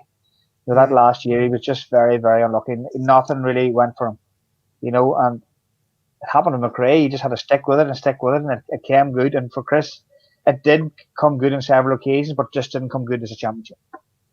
Yeah. Okay, Ali, your biggest competitor, closest rival in the One Make series? I suppose there's been a couple of different periods. Back probably 07, 08 in the STs. I'd have probably said Alvin. Probably Alvin again in 2012 in the JWRC. And then I suppose there was periods where Craig and Keith were there as well, and we were sort of fighting it out in various events and so on. But that's sort of the main guys, really, for me. Isn't it amazing though? Like, Gary's biggest competitors, Chris Meek, isn't on to win 5 world rallies and could have been in contention for a championship. The guys you're talking about, Alvin, should have won the world championship last year, apart from just being caught out in a slippery surface in one particular corner, just jeopardizing. How does that make you feel? Here, to be honest, it's sort of is what it is, really. Them guys, Alvin and Craig sort of pushed on. They got the brakes at the right time. They had the speed, and they were fully committed. Just 100% of the way. I feel if you had the same opportunities, you could drive as fast, but that's motorsport, so you don't get the break, and that's that. But I enjoyed it when I was competing against them, doing them events, and thoroughly, as Callum said, thoroughly enjoyed competing against Craig back in 19, and trying to put it up to him on the tarmac events. It probably was one of my most favourite years rallying, really, and it was all good memories, and all sort of events you'll always treasure, really. Yeah, something, and no regrets. That's the one thing I've always tried to do is on through life and achieve what you can achieve in the circumstances you're in. Try and put yourself in a shop window where you can see opportunities, do something with them, take action, have a go at it, and if however way it works out, then look back at it and think, well, it's a lot better than sitting at home, or it definitely is worth having a crack at it, I think. She spoke about Mr. McRae. This is Michael's last question, and so the last question from Michael now. So Colin McRae's thinking of do you think he was onto a winner before we lost him, an affordable club car for youngsters? We're talking here about the R4 car. So if you all remember what he built, I think Jimmy took it out recently with David Evans in the passenger seat of it for a feature on Dirtfish. If you want to go back and you haven't seen that before, just have a search through the Dirtfish archive. So, Gary, can you remember this car at all? Can you remember what he was trying to do with it? Yeah, that's right. It was affordable rallying again. It was having all the toys at a at an affordable price. And I think if there was one make championship, if Colin was, when he put his name to that car, I think anybody who wanted to get involved in motorsport, it was a stepping stone. It was like a Peugeot championship. This R4 car he was building, I think it was no brainer. It was going to go the whole way. Yeah. And I think it's just a pity that it couldn't have been pushed on at that time. But I suppose it's like everything when something like that happens, it's hard to push it on. Yeah, Callum, do you remember that? Or have you any record of that at all? Yeah, I just wasn't that at Goodwood? Wasn't it did he showcase it at Goodwood? Is that the one with the round arches and stuff? Yeah, Definitely, yeah, that's exactly it. Yeah. Yeah. So no, that's just obviously the beginning stages. That's I mind that obviously. I mind watching Goodwood John here. He was demonstrating it, But obviously, as it hasn't kicked on, that was probably the last. Was it? Could have been the last we've seen in that car. Probably I think it it was. Yeah, it didn't surface much after that. As I say, Jimmy takes it out the odd time, but only on special occasions. Ali, you'll remember that car, no doubt. Yeah, I remember when it was launched, it was sort of something totally new and sort of out of the box. Nobody had really seen anything like it before. But sort of as we touched on earlier on in the show, it's sort of a pity not to see the one make championships as strong as they used to be. Really, I think we really need one up and going again in UK and Irish rallying. I don't really know where there is for young guys to come through at the minute. It's sort of straight into an R2 car that's probably 90 grand now or so. It's a big step. Maybe it has to go back to R1 for the like of a one make championship, but it would be good if M Sport or somebody could get something together and get them up and going again. It's a different thing though altogether now if you look at what's happening at the top. And Paul Nagel was talking about that last week. He's very fortunate and he's one of 7 co-drivers effectively, or maybe 8 if you think this, who are paid at the top end of the sport. And when you think about what it used to be like Neil Weird and I did the World Championship in a Peugeot 206 World Rally car in 2001, and there's 7 manufacturers. A lot of them are running 3 cars. Plus, you had all the importer teams as well. So the Scandos and the French and the Spanish, they were all full-time getting paid as well. So the opportunities at the top end of the sport now are very few and far between. So you've got expensive entry level, then the jump to what are R5 cars, I suppose, and then moving up to where Callum's trying to get to when you got a Rally 2 car, WRC 2 car in the World Championship, which is ultimately where he needs to get to. So the budget to run a car like that, not just on those events, like you'd need to do half a dozen rallies in the World Championship to get in front of the manufacturers to spot you. And you have to be competitive. You have to be fast to do it. But to do that, you also need to do the same number of rallies probably to practice in that car, to get the seat time, to be able to competitive with those guys who are doing the national championship as well. Yeah. And are being funded by lots of different areas. And so I get what you're saying, but if we had a very strong one make series, sure enough, as Gary said, there's a great opportunity there for people to go rally. And if it's backed by a manufacturer and subsidized with the prize money, et cetera, it's great for people who want to work. And it definitely does, providing it's well managed, it does provide a level playing field where budget doesn't come into it. And that will definitely get the young kids to shine. But the next stage up, and you look at all the programs, Callum, that you've been fortunate to be part of and the people who have benefited you so far here. But even with all of that, it's fair to say that you're going to struggle like hell. Yeah. Oh, yeah. It's not easy where we're at the moment. As you say, we have to try and put our best foot forward, and you're competing against guys. Sometimes the budget's a wee bit, but outreachable. To compete against them. So as you say, you need seat time to be racing, and yeah, I'm in the Rally 2 stage now, the R5. It's not easy getting that, to get that seat time to compete against them guys. So, yeah, I'm a bit further on now, but as going back to what Alice says, I do think that a one make championship needs to start off at the start, because it's too big of a jump, for R2 cars as well, for some guys starting out there now, or some guy that's quicking it over or something, and, to jump into an R2 car, it's too expensive, and it's too far out of reach to get a chance to be seen. Do you know what I mean? Yeah. I do think it needs to be seriously looked about, back in national levels or international levels. Like the Tarmac and the British. That an R1 sort of shape. A sequential box maybe was affordable. yeah, a lot. You'll notice a lot of drivers coming out of the woodwork again for them championships. It's probably turned a blind eye to. Yeah. But yeah, I would like to see something like that happen. So Yeah. Well, you've clearly the Billy Coleman Award was a help to you, plus every other part of investment for that structure, that ladder of talent that they have in the South, with John Campion's help initially, John Coyne, of course. So 2 brilliant benefactors that have helped. When you think of all the people who love rallying in the island of Ireland, wouldn't it be great if we were able to pool all of that resource together to get a fund, again, properly managed, so we can get the best of this country up through the ranks into one of those manufactured cars, the way Craig and Paul are showing that we can do. I think the next generation of that, which is you included and several other people, it'd be nice to sort of corral that, wouldn't it?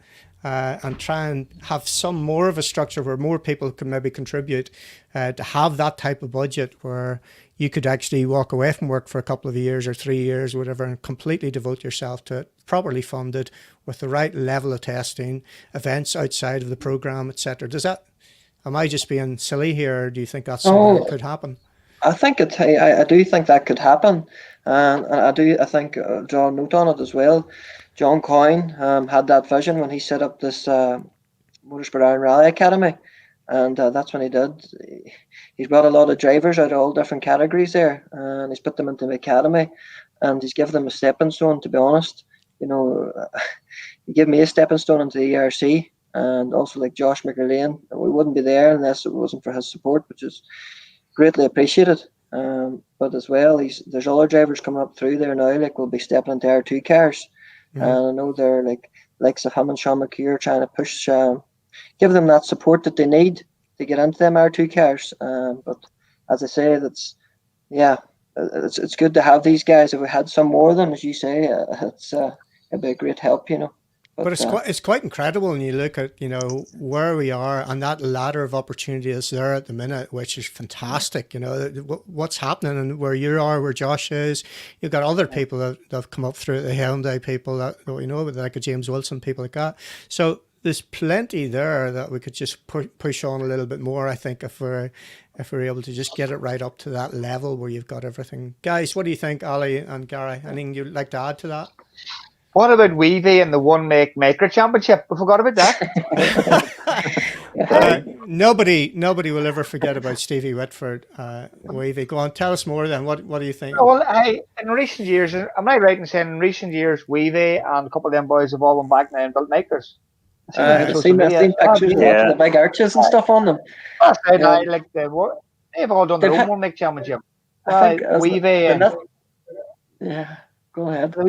Hey, it just shows you the way them championships are coming back around again with these boys. Weavy and all them boys they come together. I think there's 6 of them, and they built all the makers specification, and they go to Ahadui and wherever they're doing the championship. They fund it themselves. They use scrappy tires, road tires, I think it is. Block a pound in the pot. Winner takes it all. And then they all go somewhere for a cup of tea afterwards. Yeah, no doubt. In the Mayfly. That's right. That's just coming in there, Weavy, and is like that's. When you forget Stephen Whitford, one of the best drivers ever in this island at one time, like he was the man. Yeah. Like Stevie Whitford, and all them boys whenever I grew up. I remember watching Stevie Whitford through the Toshiba 20 years ago, and there was no better man to go through this forestry stage than Stephen Whitford. Yeah. They're all back now in them makers, so yeah. So there's always a possibility. I was spoiling the makers, boys. Some crack. They can bring a maker to get me in, sir. I need an Almira or something to get in there. Right, let's go and have a look and see what people are saying. So this one.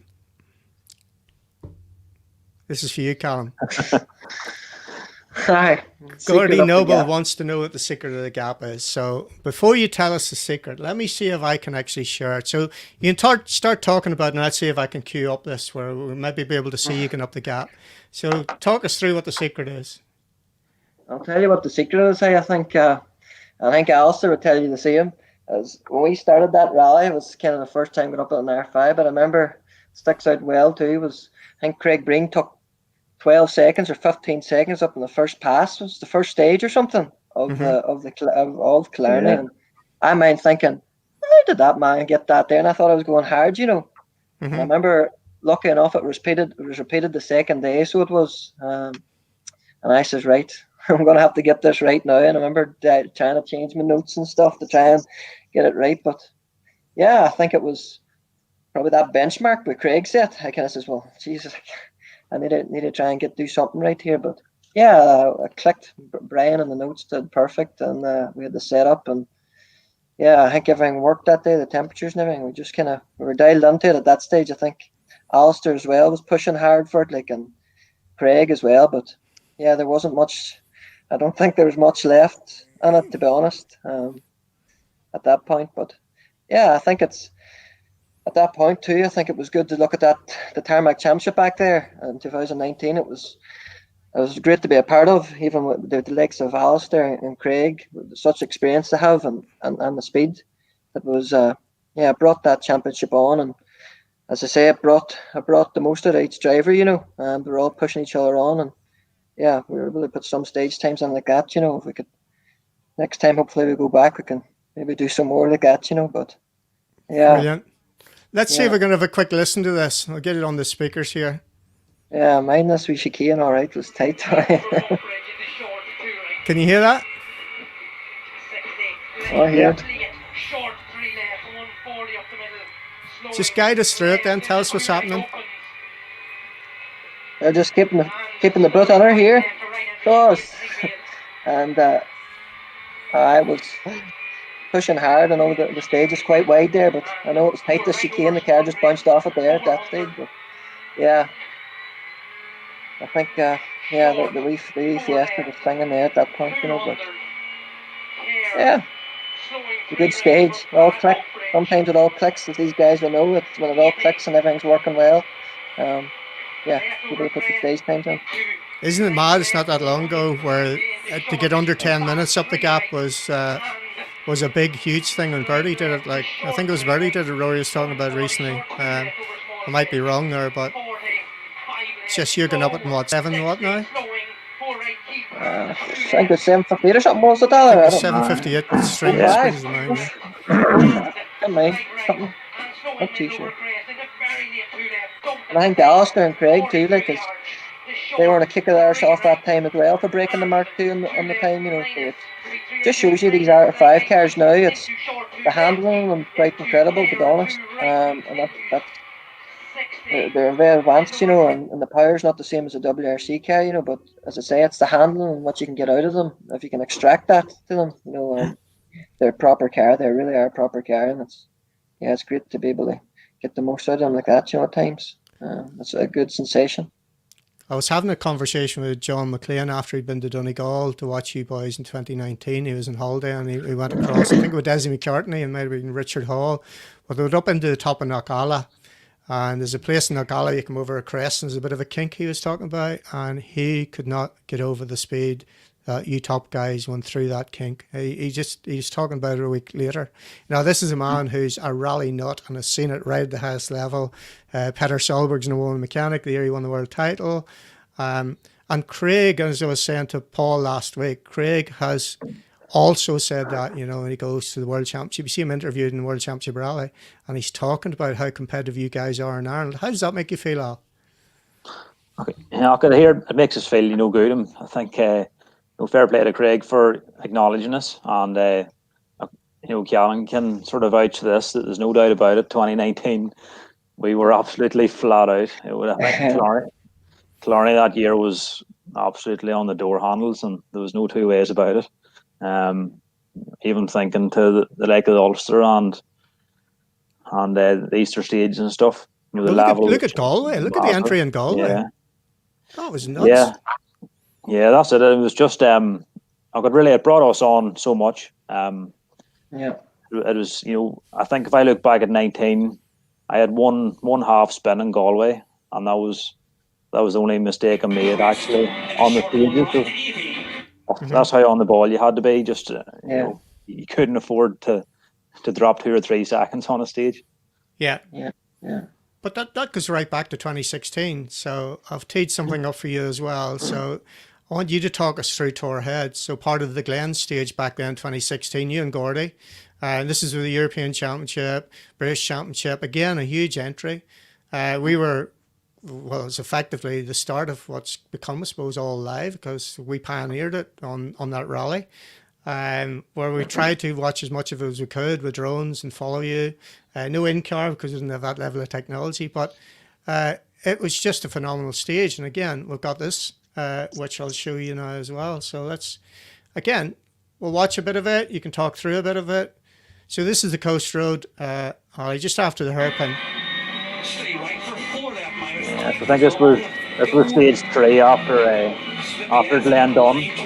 We were on a sort of super soft tyre. It was, I think, like the equivalent of a 9 for Ali, but it was a 32k stage. We were probably halfway through it at this stage, but our tyre was actually completely finished here. But this is a pretty good bit down here. Yeah, a lot of lines. So how do you do this in a recce? How do you? Well, the road's not closed on the recce. How do you pick these lines? Even though there's a white line down the middle of that road, really, it is single width. You're doing your best. There's quite a big jump up here. We got a bit of a wiggle on here. That's the North Sea on your right, yeah. And that was it. We would hurry there now, to be honest. But you're just on the recce. You're just trying to carefully pick your lines and as if you're imagining you're in the car, but it's one of them roads where everything has to be millimeter right, because if you're offline there, you're into a bank or a fence there. So quite incredible, isn't it? Yeah, hopefully all been well, we'll see the big boys down there next year, hopefully.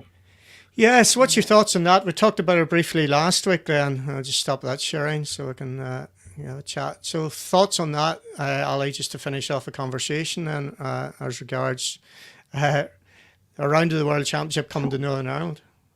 Okay, hopefully the team can get it together. I think everybody would love to see it. It would be something to look forward to after the last sort of year we've had, and probably another good few months of it we're going to have. So I know there's sort of maybe not probably the wheels are sad about losing the event, but if they can get the sort of rotation up and going, I think it'll give good variety to the World Championship as well, because a lot of the rallies are probably getting quite repetitive in the World Championship. So I think we have a lot to offer over here, and hopefully it'll work out. Yeah, when we asked Paul about it last week and we were talking about where the guys would like the stages to be, he said anywhere. Come out of the Titanic Quarter, turn left or turn right, and off we go. I don't care. And I sort of voiced that. Gary, around the World Championship in the island of Ireland, somewhere in Northern Ireland, it would be clearly because of the people who are paying for it, I suppose it comes down to. Yeah, I think Bobby done a great job along with everybody to get it to nearly get it there. But then I think on a positive note, I know it's just a point we're not getting it this year, but I think it's looked better for the future. You know, what I like to go and do around the World Championship, really, where people can't go and watch, and like that's really what could happen. Yeah. So I think, you know, hopefully we get the green light for next year and everything's back. That'll be it. There's no point in having around the World Championship where nobody can go and watch. I totally agree. And also nobody can, and the whole point of it is to sell Northern Ireland. That, like, let's be serious here. Trying to get people to come to the country for the rally and then come back to it to visit again. That's the business model. That's what we're trying to do. Okay. And would you compete on it, Gary? Well, I done a wee sneaky job there before Christmas, and I got my hands on one of Ali's old cars there. So I think that was the plan. It's a right-hand drive one. So our plan was to do a couple of rallies in right-hand drive and then convert it to left-hand drive with a view of doing the World Championship event, because obviously we'd have to do it in a left-hand drive car. So we done that before Christmas, but then the whole thing went pear-shaped again. So we just haven't got it in the car yet, but we'll see. So talk me through that then. So it's a Tony Pond bit about you then, this whole left-hand drive thing. So a man of your talent, clearly all over those years you got immense driving talent, but you still decided, or just talk me through it. I'm not going to put words in your mouth. Why no left-hand drive? It's not natural to me. I'll drive lorries, I'll drive tractors, but it wasn't natural to Colin McRae or Richard Burns. I know, but they were full-time drivers. They done nothing else. You know, Colin McRae probably drove a left-hand drive road car and a left-hand drive rally car. I'm driving right-hand drive. No, could you not have bought a left-hand drive tanker? 15 of them. I'm getting hard enough to get the boy here to drive on the right side of the road, never mind on the other side of the seat. No, I look. I tried it when I bought the 12B. It was left-hand drive. We went to Galway and we were nowhere. We were 6 minutes off the lead. Converted to right-hand drive and won Killarney by 2 minutes. No, and there was nothing else done differently. The car was just converted. Something stupid and a bit crude, but we were talking about this in work one day, and I'm right-handed. And if you go to the toilet and you go to wipe your arse, you use your right hand. So it's just completely, it's natural. Like, you don't go wipe your arse with your left hand. That's the way I see it. It's natural. So, yeah, no, I don't like it. I tried it. I didn't like it. I'm going to have to do it. If I want to do the World Championship event, I have to do it. So I did drive the car. I tell you what happened. The car come to work here. I think the fellas were all going till the rally in Portugal. And the car came here. I've sat outside my office for an hour and a half with David Moynihan with 4 brand new Pirelli tyres, waving me out the window. I looked out and my wife was in the car. So I had to go out and persuade her to get out of the driver's seat, get in the passenger seat, and I took the car up the road for a spin. And I must say, I was very impressed. Not saying anything else, thinking R5 cars, I couldn't believe it. Even just up the wee back road, I couldn't believe the stability, the brakes, the handling, and even the power. Like, compared to my world car, it just felt so good. And felt so natural in right-hand drive, I must say. And I was looking forward to doing some events in it. But I'm just not confident in left-hand drive. Okay. What do you guys think of that then, Callum and Alistair, as to why he never got on with it? You had to clearly work at it as well. Has he just been a wuss? Has he just been a wuss? I'm glad Jesus is there. I think he's just been a bit of a pansy. He's been a bit of a pansy there, just, you know. So, no, it doesn't. But thankfully enough, it's not too bad for me, actually. I know I drive right-hand drive most days as well, you know, and I go out to European events, and once I just jump into a recce car, you know, the hire car, whatever, it's probably I started younger, probably maybe with the left-hand drive. It's not really a thing to me at the minute, you know, but yeah, I'm used to it, I suppose. But yeah, as I say, I can understand where guys coming from. He's driving stuff right-hand drive all the time. Maybe it's just doesn't work for some people. Alistair, did you have a left-hand drive road car? The my sort of first 4 seasons was all in right-hand drive and the ST and Evo. And then before we went to the academy in 2011, I got a left-hand drive Focus. And it was something I was a bit nervous about. I think the right-hand drive cars were always H-pattern gearbox, but whenever we made the jump to the left-hand drive, it was straight into the sequential, which sort of helped as well. But you know, I've driven a left-hand drive road car now for probably the best part of 10 years, so I'd probably find it strange in a right hooker now. But you know, Gary has said to me before about sort of always jumping in and out of lorries and stuff, and I do see where he's coming from. It's it's where your mindset's at, and I think the biggest thing people say jumping between left and right-hand drive is whenever you have a moment, it's your automatic reactions, you know, where your brain's placed on the road. So you know, hopefully Gary can maybe get a hang of the left hooker and get out. Well, he's not too bad in the right hookers, is he? He seems to have the general idea with those as we'll have a look at here as well. So let's tee this up and see what this looks like. Thanks to Flying Flynn Motorsport for this. I stole it. It's on the Facebook page. So again, let's have a look at the man in action. 12B. Good car? Yeah, really good car. I think Callum, the father, was involved in the deals of this car, with Gavin Lynch's car. So Callum's father was very, very influential in putting the deal together, and I couldn't wait to get my hands on the car. Yeah. For those people who don't know what it's like to drive one of these bad boys, and just explain the suspension and everything goes well. It's supposed got to be up there, yeah. Yeah, it is, but you have to don't forget this car is no 6 car. Like, you know, I guess I couldn't believe it. The R5 car, the suspension of my car would have been ahead of its time, but definitely the R5 car now, suspension and brakes is unbelievable. But this car can slide. I noticed right away with the R5 car, you couldn't slide it like you could slide the big 12B. It's a great car to slide about and enjoy and clip up the banks. That's what I enjoy about that car. Yeah. That's a nice car. Yeah. Car nice inside, sure. Yeah. Yeah, nice. It sounds good too. Yeah, but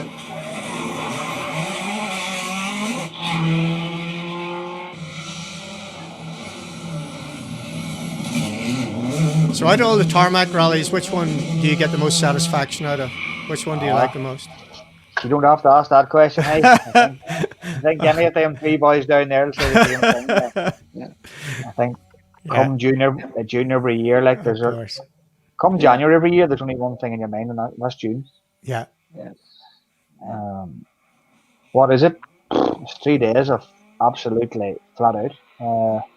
The fastest man over 3 days will win that rally. He makes the least mistakes, and it's very, very hard to do.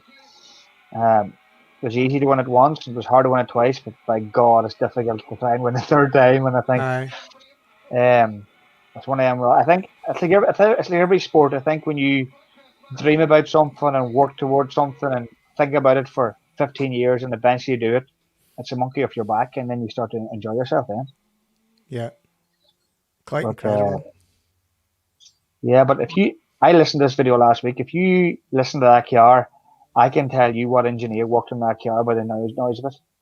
Really? There's, several engineers, and I can tell you exactly who mapped that car for that rally just by the noise of it. Tell me more.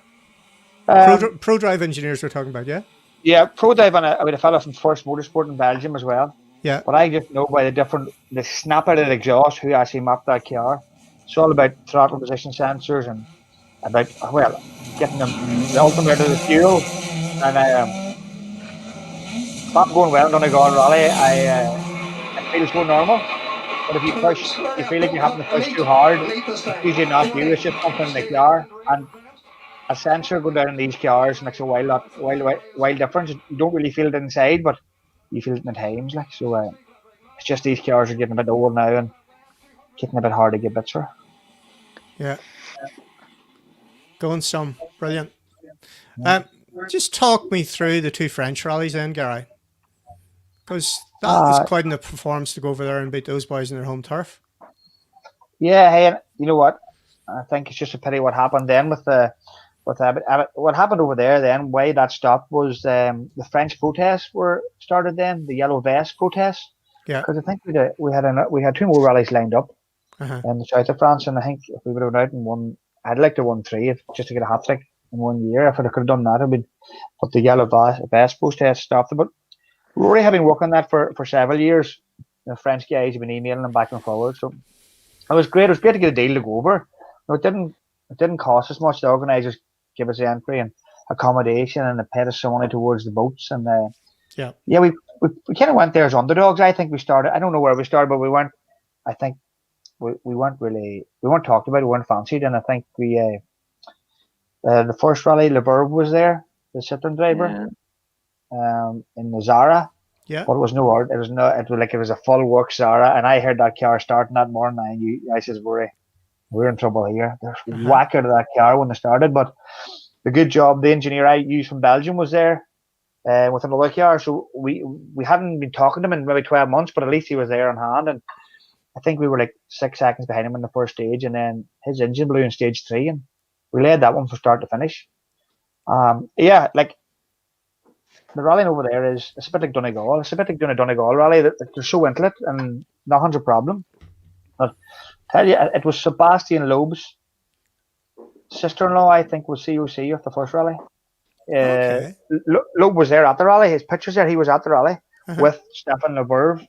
And the first night we come in and we were leading the rally, and they're very fluent French up there from the Belgian border. Yeah. Me and Rory, French. Sure, we couldn't even. Well, you didn't get my level in French, then, is that what you're saying? I hardly speak English. So they got us a translator, right, for the rally.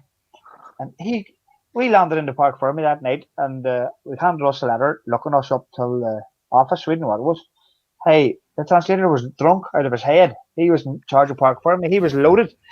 So they brought me and Rory up till up like a courthouse, into the sitting, and we didn't know what we were at. We didn't know what was wrong. And the boy that was drunk then told us we were being excluded from the rally. And like you can imagine, Rory Kennedy being told he's been excluded from the rally. So we asked them why, and they said we were tire warming going to the first stage. But hey, we were tire warming going to the first stage, but we were tire warming between road closure and the stage start. Yeah. What you do in Ireland, you don't do anything until you go into road closure, the stage start. But I did notice Stefan Leverbe and them were hitting their tyres long before they came in close to the stage, like on the main road. But I didn't do it thinking these boys know what they're at. I'll get caught. So, but actually, the law in France is you can't warm your tyres in the closed road section. But you could do it out in the road section. Yeah. So I brought me and Rory in. They gave us a tight going over that day night, and they're going to give us penalties and all. But thankfully, at the end of it, they said that the reason why they didn't give us the penalty in the rally, because the rally was getting too much media profile from Ireland and the UK, and they didn't want to get the rally a bad name. So that's how they actually lifted the penalty. They could see how many people was following the rally on their Facebook or on the results, and they couldn't give us. I think it was a 6-minute penalty they were going to give us. They said it was a warning, and the next one's exclusion. We didn't understand the rules, so they actually told us that that's the reason why that they didn't give us a penalty. They didn't want to devalue their rally, and they just give us a warning. But I enjoyed it. Brilliant. Oh, it's big kudos. That's why they give you the start when they give you the deals to go over. And they've been doing that for years. Like my first rally in Belgium was in 1984 with Willie Singleton, a proper Group 4 escort. And again, there's an interpreter story there. So our interpreter said the night before the recce, we'll go and we'll meet the other guys who are staying in the same hotel right in the square. So everything was perfect. Yeah. And the other two guys were Stig Andervang. You might have heard that name, but at the time he was a junior Ford driver. He went on to drive an RS200 for Ford, so proper works driver, Swedish guy, and a guy called Lars Erik Walfridsson in a Renault 5 turbo, proper machine, and that's Pernilla Walfridsson, in other words, Pernilla Solberg's uncle. So Per Inge Walfridsson and Lars Erik were brothers, I think, and so the interpreter sits down and says, "We'll have some beers," and they brought out this Carlsberg Blue Elephant beer. Well, it just turned into one of those nights that you'd have at the end of Donegal, not at the start of the recce. And all of us scrapped the next morning. No recceing done that day, but you could recce for the whole week. They're not strict to that. Which what we scrapped that one particular day, all down to the interpreter as well. So I don't know why he's trying to interpret, but I think they enjoyed the crack. But yeah, so and the thing with that as well is you must have a really good relationship with First Motorsport because you left your car there, didn't you? Yeah, we left it there, because it was in Belgium, so it was only an hour up the road, so it suited us. We just, we left the car. This is my problem with driving right-hand drive, so it meant I had to bring a recce car over to France. Mm-hmm. But what happened was, we left the car in Belgium, all my mechanics jumped in the recce car and put it back home to Ireland, so it worked out okay. But it meant when I had to go out the second time, I had to bring another car out from the UK to do the recce. But the second one is very interesting, that when we won, we were there in the Peugeot 106 Cup, say in 2002. Yeah. And me and Martin McGarty won that was the first round we won. It was the second round of the championship that year, and we won it. And I think Lobenall was there as well. He was there in the Saxo that year. Mm-hmm. But the fella that won the rally that year overall finished second to me the year I done it. So he had done that rally. Yeah, so way back when 106 went there in 2002, he won the rally overall. And then when I won it in 09 or 19, he was the driver that finished second to me. And it was him come to me and explained with the result sheet from 2002 when we done the rally where he'd won it and I was 8th or 9th. He's going to show me that then the whole thing in reverse, whatever, 18 years later, and that I'd run back over and won the rally. Lovely fella. But I think the opportunity's there for all Irish drivers. Like these fellas are too young because, I think coming to my age now, wanting to enjoy yourself. Jump on a boat and go. It's just a fantastic experience. The way they close off the centre, think Ypres, so a lot of the rallies like that, they close off the square, big tent in the middle of it, you do the stage, you go back through, you get interviewed and off you go. I assume it's still the same, I haven't done it. Open up the curtains that morning, you go, we were in a hotel in the square, and I remember opening the curtains and looking out and going, oh my God. Yeah. Overnight, they just transformed the town centre into a festival. Great. That's what it's about. Super. Yeah. Okay, a few more comments here. This one's for you, Gary. From Marion Evans. Gary's had a lockdown haircut for 10 years. We were talking about this earlier. So we've had this conversation. Right? Who cut Callum's hair? There's a lockdown, you're not allowed hairdressers. You should have finished it, whoever it was, if it was a she. I know. It was a half job to sell there, and then somebody else had to finish it off there in the house there, sure. You're like a mini Barry McGuigan. He's sitting there. Do you know who Barry McGuigan was? Probably. Ali, somebody's going to attack you with pair of scissors as well. You told me, weren't you? I get plenty of abuse about my hair now as well. Not quite as bad as Gary, but I have 3 girls, and if I get my hair cut, I'm out of the house, so I have no choice. I have to leave it. What about this one? Again, everybody seems to be focused on you, Mr. Jennings. Hi. You hear Hog? Yeah. It's true. That there, Hog. It's true. Well, that's right. By the way, whenever I was a young guy, the old guy then was Richard Hogg, so I don't know how he feels now. right back at you, Mr. Hogg. Yeah. Here's one from Catrick O'Connor for you, Ali. What's that? Does that ring any bells? I just can't think of that one now, to be honest. But okay, he's plenty of laughing faces there, I know. So when we went there, so you might need to give us another. I'll have to find out. You might need to give us another couple of hints there as we go along. What else have we got here? We've talked about the WRC coming down. Where's Barry when you need him? You need the bulling of them cows and sort of. Hey, fair play, but Barry's very helpful here in work. He's way home there about 7 o'clock. I'll not tell you what he's way home to do, but it involves a bottle of red wine and his fiance, by the way. Congratulations, Barry, got engaged there. Wow. He left me and my own in this office for a week. Never again. He's getting married on a Saturday, and that's it. Fair play. Congratulations all around. Market Hill gets a mention. That's my sister, so don't worry too much about that. Good. Hello, sister, again. Right. I'm just going to take a chance on this. I'm not even going to read it. Hey, Jennings, what happened to you at the bottom of Ballinglana the year you did the West Cork rally? What did Alistair and Callum think of the rally when they did the rally? So West Cork. So do you know what this story is? Ballinglana, does that ring any bells with you, Gary? No doubt Rory's typing to tell us what it is. Ollie, is that where I spun, is it? Is that next to the wee pub there on the corner where I spun? Is that it? No? Don't know. Did you spend it at the pub in West Cork there, or all the spectators?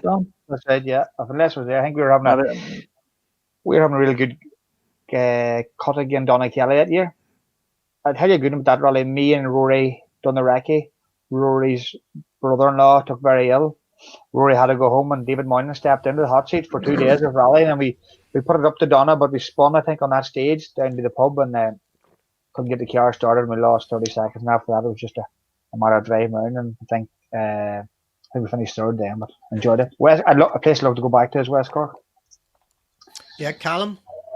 Yeah, I like West Cork. Hey, it's a great rally. Hey, but every year I'm doing it, it seems to be soaking wet. Hey, and it's when it's wet down there, it's very slippery and treacherous. Hey, so but yeah, I enjoy it. Hey, we actually stay in the same B&B actually every year I went down. Hey, and hey, I like it down there. The B&B's good. Hey, and she has the fry on and everything right, you know. And I was going to say Cocoa Pops there, but I get enough abuse about that there, so I do on Facebook and stuff. So, and how long would your run be before you take the fry on board? Then?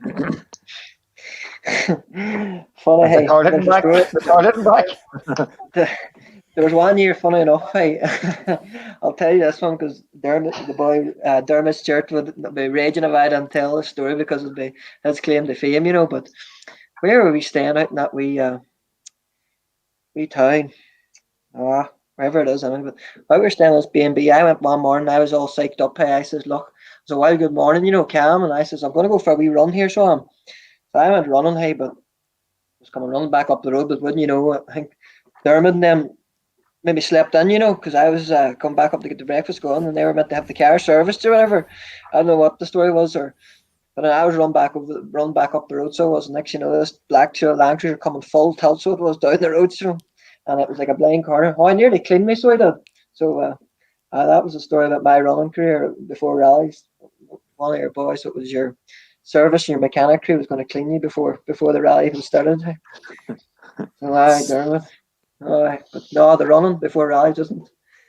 I'm trying to keep it to a minimum. Hey. So what do you like so much about West Cork then? She says a good rally is the roads, or what in particular is it? Hey, the stages are nice, so they are good stages down there. But I think it's a good atmosphere about the rally too. It's a big rally country too as well, and yeah, I always like traveling down. To be honest, I think it's nice staying down there. As I say, like everything makes the rally. Like even from your stay down there, like from we stay in that B&B. It's a wee bit out of the road, but the woman's more than helpful every time, and hey, it's poached egg or fried egg or scrambled egg. What one do you want? And gives you all these options. Then wee things, hey, brings you back, doesn't it? Hey, and the rallying, of course, is the top of the list too. But the stages are good too. So that's a nice part. Sounds to me like the B&B is a big attraction rather than the well, hey, I was a thing that came to my mind anyway. Talking about the West Cork rally. Ali, apart from the accommodation, what do you like about West Cork? Yeah, the atmosphere is good. It has a bit of a sort of Donegal feel to it. Once you're down there, you're really away for the whole weekend, and the lead up to it. There's good build up. There's a good buzz about Clonakilty. The stages are really flowing. They're very fast and committed. You have to really be on it down there. I think the rally's getting a lot more popular since the BRC guys joined it, and it's people are starting to realise really what the rally has to offer. It's probably very underrated, but I think it is growing year on year, really. Cool. I think it's one of the rallies you go to. Am I right, boys? You go to a rally, you sign on, and they give you a pile of vouchers for local shops.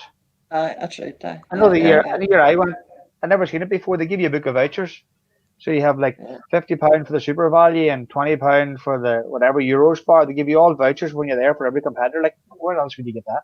Yeah, good. They actually give us. I think there's always give you mugs every year for doing the rally and everything. I see them always run about. It's like a West Cork rally mugs. For the tea and stuff, they always come on handy around the office. So is that the drink of tea at the breakfast in the B&B? No, they get tucked all the way up the road, so they do. But no, they're a good rally. They're a good rally. They put plenty of stuff on, wee small things. They bring you back down. But it's all down to the organised, like that organising team in West Cork. It's Donegal is second to none, and it's run by rally men. So that West Cork's run by a team of rally men, a team of Donegal. I think that's what makes the difference. They know what it's about.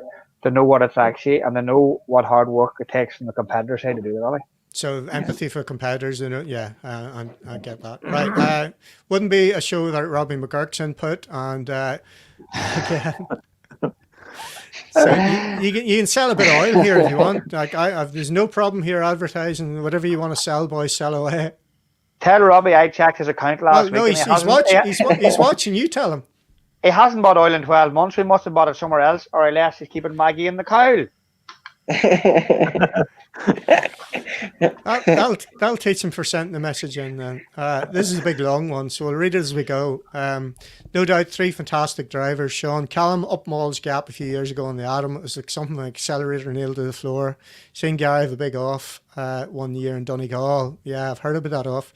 I was talking to him after. Instead of being mad, he wanted to know how spectacular it looked. Put it this way, there's a lot more stones scattered around the field than there was in the morning. I doubt if there's a person in the country that wouldn't like to see the name. Okay, that's you at your spectacular best. Sheila McDonald. We all know Sheila. Hi, Sheila. How are you doing? Hi, Sheila. Big grab. Where's the boss? I hope the boss is with you. Looking back on individual careers, good question. So anything you would have done differently? So Cal, this is a bit early for you, but Gary, if you had to do it again, or even advising some young kid, some young cub coming through, what have you learned that you would use? So learning's no good unless you actually use it. Yeah, it's funny. I think whenever I was doing the 206 Cup, Paul Nagel was navigating for me. I remember we were going down to a birthday party in Killarney, and Eugene Donnelly took me down the road because Paul was navigating for him as well. I remember talking in the car, and of course Eugene's a lot older than me, so I remember saying one thing that was very poignant. He says, "I would give my right arm to be your age and to do what you're doing right now, because you only get the one chance at it." And for them two boys below you there now who has use on their side, grasp everything you can do now and do it. I wouldn't change one, but I enjoy my career and enjoy life and enjoy everything. Yeah, I wouldn't change anything, and I wouldn't swap with anybody else. So, brilliant. What a great attitude to go through life and have no regrets. Brilliant. Ali.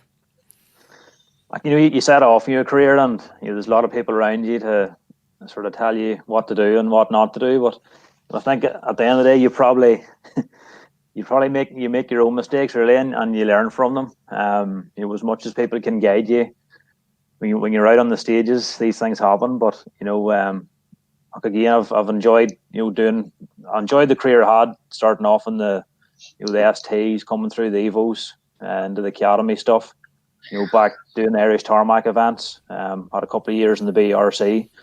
I feel of a good spectrum of events, and competed against some really, really good drivers, and good cars, and experienced a lot of different events. Certainly there's some of the the instance we had in the World Championship where maybe we threw away a couple of wins, or would have maybe added up to a junior World Championship at the end of the year. But that's rallying, and these things happen. And for me, if you're not, I think we always had the speed over the years. It would be worse if you were maybe tipping about sort of fifth or sixth. So I have no real regrets, to be honest. Yeah, perfect. Even this early in your career, Callum, anything you'd have done differently or changed? Yeah, it's hard to probably if I could have seen where I was at now, probably I would maybe started a wee bit earlier. I think like I did. I know I say I did my first rally when I was not long after my birthday. The juniors had done a goal when I was in 2011, but I didn't rally much after. I think the next time I rallied was 2013. I did another 2 rallies or something, and 2014 was picking about, and never really pick up a full championship to 2015. Really committed at rallying and had a go at it. But as I think then I probably started a wee bit earlier and committed to it. Yeah, you'd like to see where you're at, because youth is, as them guys say, you need youth on your side too to be at it, because it's not hard to do when you get a bit older. Yeah. You're right. Somebody wants to know when you're taking the 12B out again, Gary. This is Matthew or Callum. Yeah, funny. I seen that I have 12B at home at the minute there, hey, and the thing with my 12B is before Galway last year we done so much work at the car. My 12B is like in showroom condition at the minute, and it's hard to know whether to take it out or not. But hey, I think I was talking to Rory today and Barry here, and like as Rory said last week, there was one thing he wanted to do, and if I could do it, I'd like to try and make it come through, and that's to do Rally Barbados. So I know Beck said if I went to Barbados I mightn't come back. So we're thinking about taking the 12B to Barbados if everything's okay and there's not a health risk and the thing works out, because obviously we know Donegal is probably in jeopardy this year, and if the 12B goes till Barbados any other time, it'll not be here for Donegal. And I think if Donegal's not going to run this year, it's a chance to get our way overseas and get to Barbados. And I'd love to take the family, the wife, Kerry, and the girls over there for a fortnight. So we're thinking about that at the minute. I think there could be a mass exodus from Ireland to go and watch you potentially as well. Ali, ever thought of going to Barbados? If Gary was doing it, I think we'd certainly make the effort to maybe go out and join him. That's definitely a good excuse. We certainly know plenty of people in Barbados, so we could sort out deals. Ryan Champion's your man for that, I think. But plenty of other people. Chris and Paul certainly enjoyed their time over there, I think, as well. Callum, question for you here. Have you got a classic car? Have you got a white 205 GTI? Somebody wants to know. Owen Murphy wants to know. No, I think he's being smart there. So all right, okay.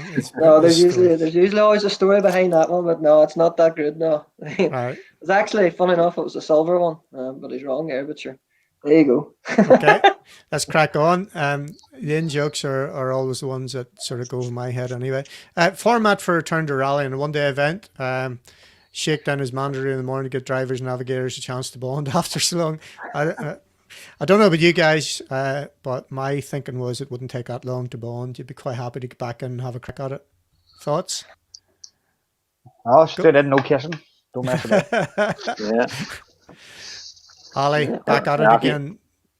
Okay, hopefully once there's a bit of normality and people, the organisers can commit to something long term, but it probably is going to be some, one day national events to get up and going. But as long as there's something there, I think we'll all be happy enough.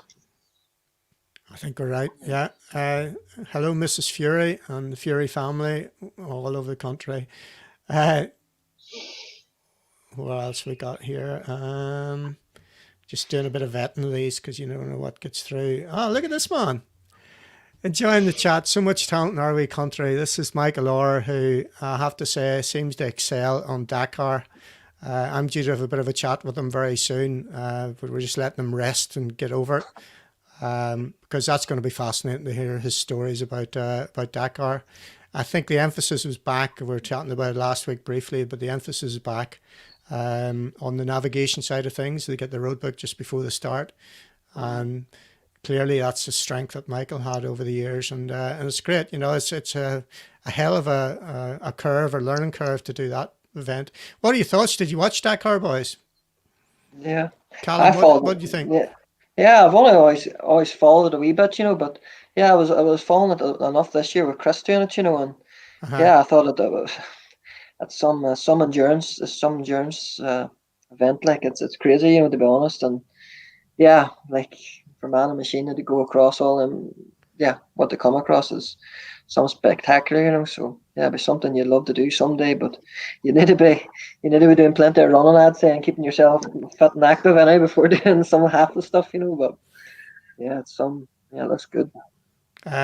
Would that appeal to you, Ali? Strapping yourself onto a fuel tank and being pushed out into the desert? I did follow quite a bit this year with Chris doing it, and I think the Pro Drive cars were interesting to see them out. Without a doubt, it's hard to comprehend how the guys just do 300 and 400 and 500 kilometers day after day. It's just crazy, isn't it? Yeah. It's if you think of us after maybe doing 100 kilometers, and we're out for the count, but it's a massive test of endurance, and it's sort of amazement, really, just watching the guys going over the dunes and how committed they are. I think the guys in the bikes are just another level as well. The speed they're doing is unbelievable. But again, people don't understand the average speeds. The average speeds sometimes are 90, 95 mile an hour for all that time. It's ridiculous. But again, fair play to Michael, and of course Chris. Like, his perseverance is just incredible, what he had to put up with all of that. Did you get a chance to watch any of it, Gary, or follow it? No, I didn't watch it at all. But I followed Chris Meek on Facebook and on Twitter, and I think some of his comments and some of his messages were class. It was just so much like he was enjoying himself out there. Hey, the mentality that man has not to give up, like, is second to none. When you see the messages, the man see them, do they want to give up, and says no, like that's poor. That's our wee country. Nobody ever gives up. And did you see the one where the Arab boy was singing he wanted to be an X Factor? Did you see that one? I laughed at that. A cup of tea in the desert, that's another level. It's unbelievable. But I think that was the shock for Chris initially when it happened. Like, he broke down, as far as he was concerned, the back end of nowhere, 2 hours from anywhere, and this boy pitches up and makes some cup of tea and lights a fire, and off you go. It's like, right. Thanks, Connor, for the comments. So, of all the cars that the lads have driven, what's their favourite and why? We'll go with you, Ali. I think it probably has to be the Super 2000 Fiesta back Donegal that year, and it was just such an aggressive car, and just real good feel good factor whenever you get it right and just nail a stage in it. It was a very spectacular car for the spectators as well, and so for me that's the one. Yeah. Okay. Gary. Has to be the old 555 car that won the Forza Championship in. I bought that car. I think of did I buy that car? Martin Cairns, about 3 days before the Donegal Forza Rally, because it was in Donegal town. We lifted the car in Martin Cairns' garage. Hadn't been driven in 5 years. Went down. Martin lifted the prams and the bikes and all the stuff of the car. Jumped in with a boost pack. Turned it over and I started, and I couldn't believe the noise of that car. See the noise of that car in the garage that night? I nearly wet my pants. I couldn't believe the car. Took it to Kenny McKinstry's, checked it over, went to the Harbours Rally and won it. And to win the championship in that car. Everybody always regrets selling a car sometime, but we had a conversation, me and David Moynihan, about that car today. I sold it to a fella in China. It's come back now and it's been restored and back in Pro Drive colours, and it's one of them Legends cars now. Well, it's going to be very soon. Yeah, I think that's one of the cars I enjoyed. Anybody could drive that car.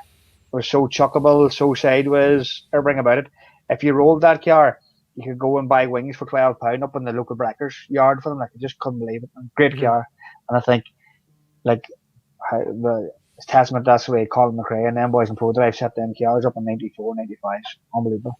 Yeah, well, Colin drove it with, there's a spool diff in the back of it and a lock centre diff, wasn't it? All these fancy World Rally cars, the 2017 cars. I remember talking to Dave Lapworth and they saying, like, why are they fretting so much about it? Why is all this adjustment? Get into it and wring its neck. And, that's it, when you think of You think of that. Yeah, it's a mad old thing. Right, Callum, your favourite car? Yeah. My left-hand Thank drive Subaru Recce car. Did he wreck Geez, I on was me? geez, I was glad to see her go in, and I'll tell you that. We're not going any further with that. You ever pay for it? uh, Did you ever pay me for that car?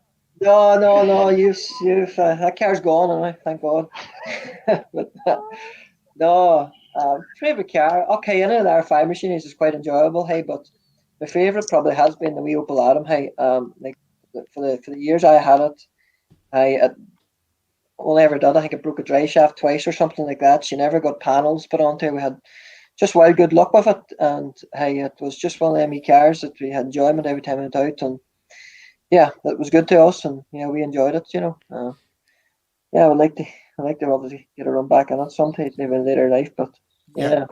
Well, there you go. That's what seems to happen. I see Mark Higgins has got a Civic all sorted out there, the one that he did the voiceover down Druidale in the Manx. So yeah, Gary, you're talking about Kenny McKinstry there. What, he must be so close to 70 now, Kenny. If not, he's past it. Still rallying away. Is that going to be you? Kenny only 70. I thought he's 90. That man. That man's about a long time. Hey, Yeah. Kenny's one of them gentlemen. Hey, same as these boys, Daddy. You can ring for advice, like, and Uh-huh. he's definitely. Hey, you put Kenny McKinstry in any car and put him down a road, hey, you'll find it hard to beat. Definitely beat Yeah. him. Kenny, he suffered a bit from vertigo there one time. I remember it up at his place and he couldn't even sit in the car, and then 6 months later he's back rallying again. And I Yeah. must say, we mentioned Willie Siggins earlier on. I heard Willie wasn't too well, so hope he get well soon. It's just Jerry told me that today, so Yeah. it's another man, an older generation man that's probably on listening tonight.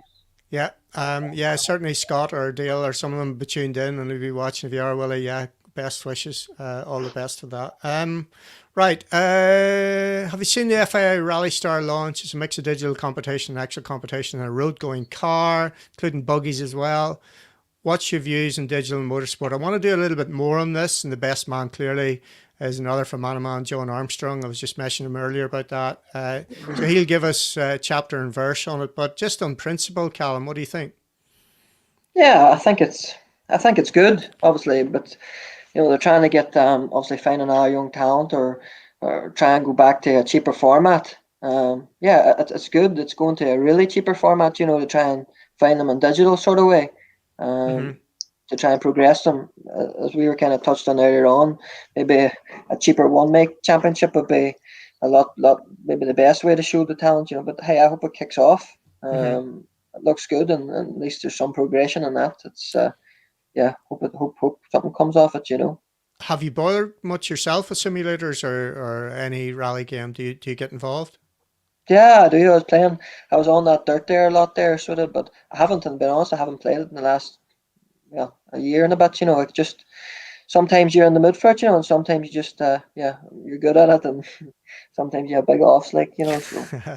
Yeah, it's good to keep in touch, with the notes, Uh-huh. just if you've been out for this length of time, that sort of way, keeps you in Yeah, track just for hearing the notes, but yeah, it's yeah, them digital games is good when you've nothing else, at the minute, going on. It's sure. keeps you sharp. Keeps your hand in, yeah. Ali? Yeah. I don't really have a setup, to be honest, but I know there's a lot of guys on it over lockdown. It was very popular. I was up at Willie McVitie's one night there over lockdown, and we had a bit of crack with him now, but a few slides on. But I think and it's an interesting way of finding new talent. I think when you can see what John can do on the esports, and it does come through in real life for John. So it will be interesting to see if they can sort of find somebody and trace them that way and get them up through the ladder. I think it's fascinating, at the end of the day, we're talking about balance a lot of the time in rally cars, the feel of the car and how the weight transfers and all that type of thing, which the sims that they've got now, the movement in the seat, will help with that. But John's adamant it definitely does contribute. Gary, have you ever bothered much of him?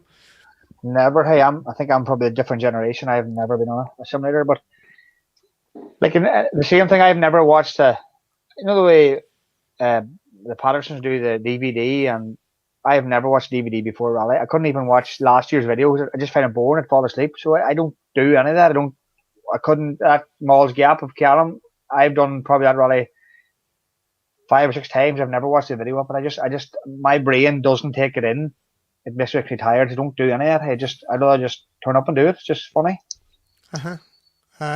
Yeah, I think for the office setup, all them rally men, you need to get a rig in the centre of the office somewhere, and then have a shootout at lunchtime. Encourage all I of get it that. hard enough for him to get to do any work. Never mind a rally simulator. Think about the team morale. Encouraging them. One from Sean for you. The left-hand drive digger. Do you bother with him, like? A left-hand drive digger and right-hand drive digger. I work with the 2 hands, funny enough, so it's yeah, bit of both there, all right. Do you left foot brake? Do you left foot? Yeah. I use the 2 pedals. Funny enough, there you I go. use the 2 pedals, so I keep my hand on it both there for right-hand drive and left-hand drive the digger. So no, yeah. So we've talked about the potential of Rally Northern Ireland. Any particular stages you'd like, guys? So Ali, if you had your choice here, just give me 2 stages. Okay, it would be nice to have a day back down round sort of Fermanagh, Tyrone direction. I suppose where the stages were the last time, but I don't think it's maybe going to happen next year. But you know, any of the stages we have, they're all spectacular, and they all offer something, something different. Yeah, and it would certainly be a test. We'd only need to look at the reaction from the guys at the end of the Glen stage. It just was amazing. They talked about the own pointer on tarmac. So that's the reaction. That's what we want, and we know what RW Country can deliver when it comes to the rally, the way we set up the rally, and I think that's the biggest driver for Bobby Willis, just to prove what we can do. And we've done it once and one other occasion. I definitely think we can do it again. Callum, name your stages. Yeah, like I'd be a strong believer in all stages in Ireland. Hey, compared to what I've competed in abroad, they're all brilliant. They are brilliant in all them tarmac grounds, and yeah, I think you could really pick anyway. You could probably go up and down that whole coast of Ireland, and pick up some of them stages, But yeah, there's plenty. There is plenty. I think we have plenty of option for it, Plenty of choice. Gary, which would you pick? A couple of stages, just.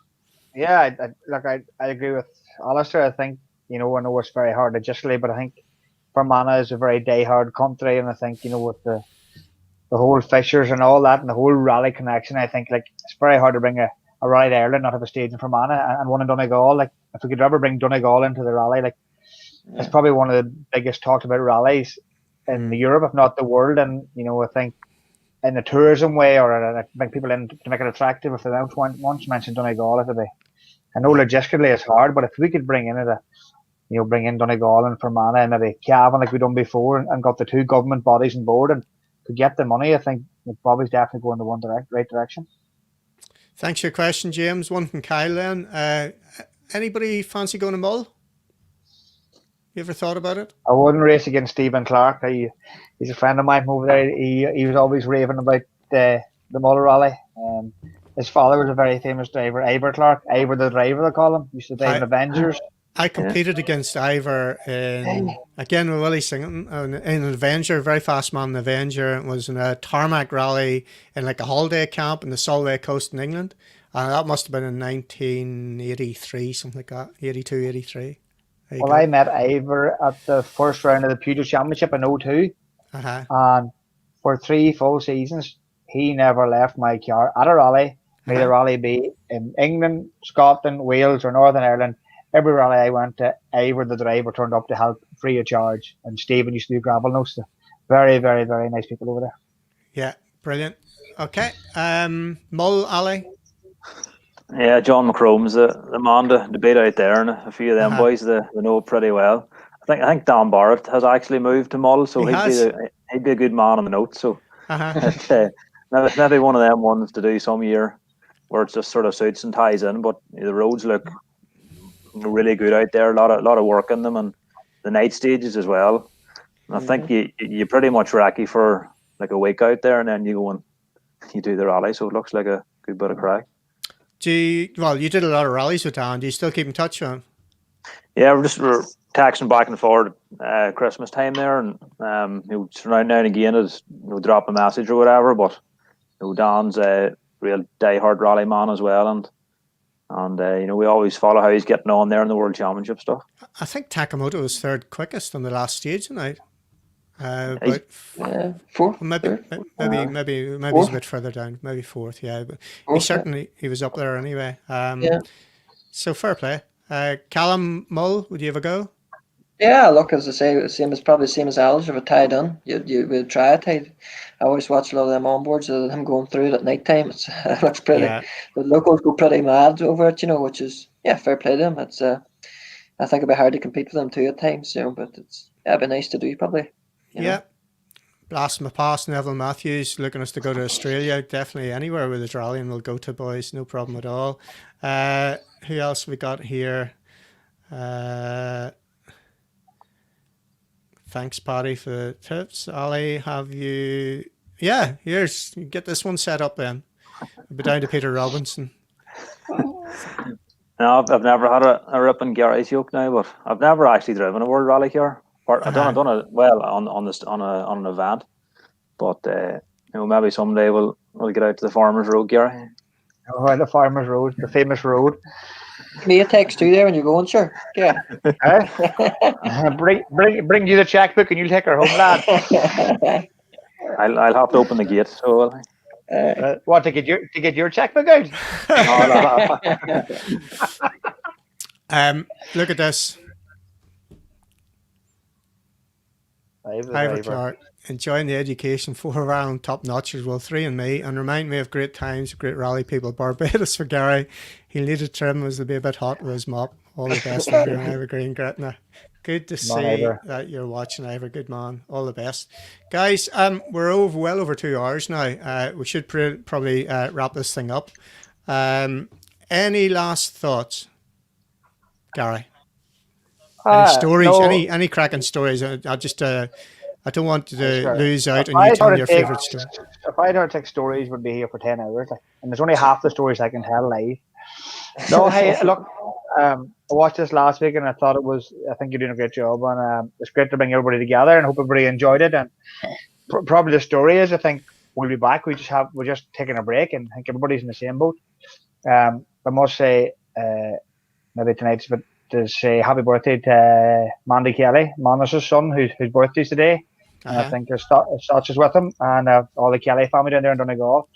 Look, I think we'll be back when we're ready. My 3 young girls there, and I think I got a card from one of them today. They made it in school to say that about their daddy was not used to be a rally driver, and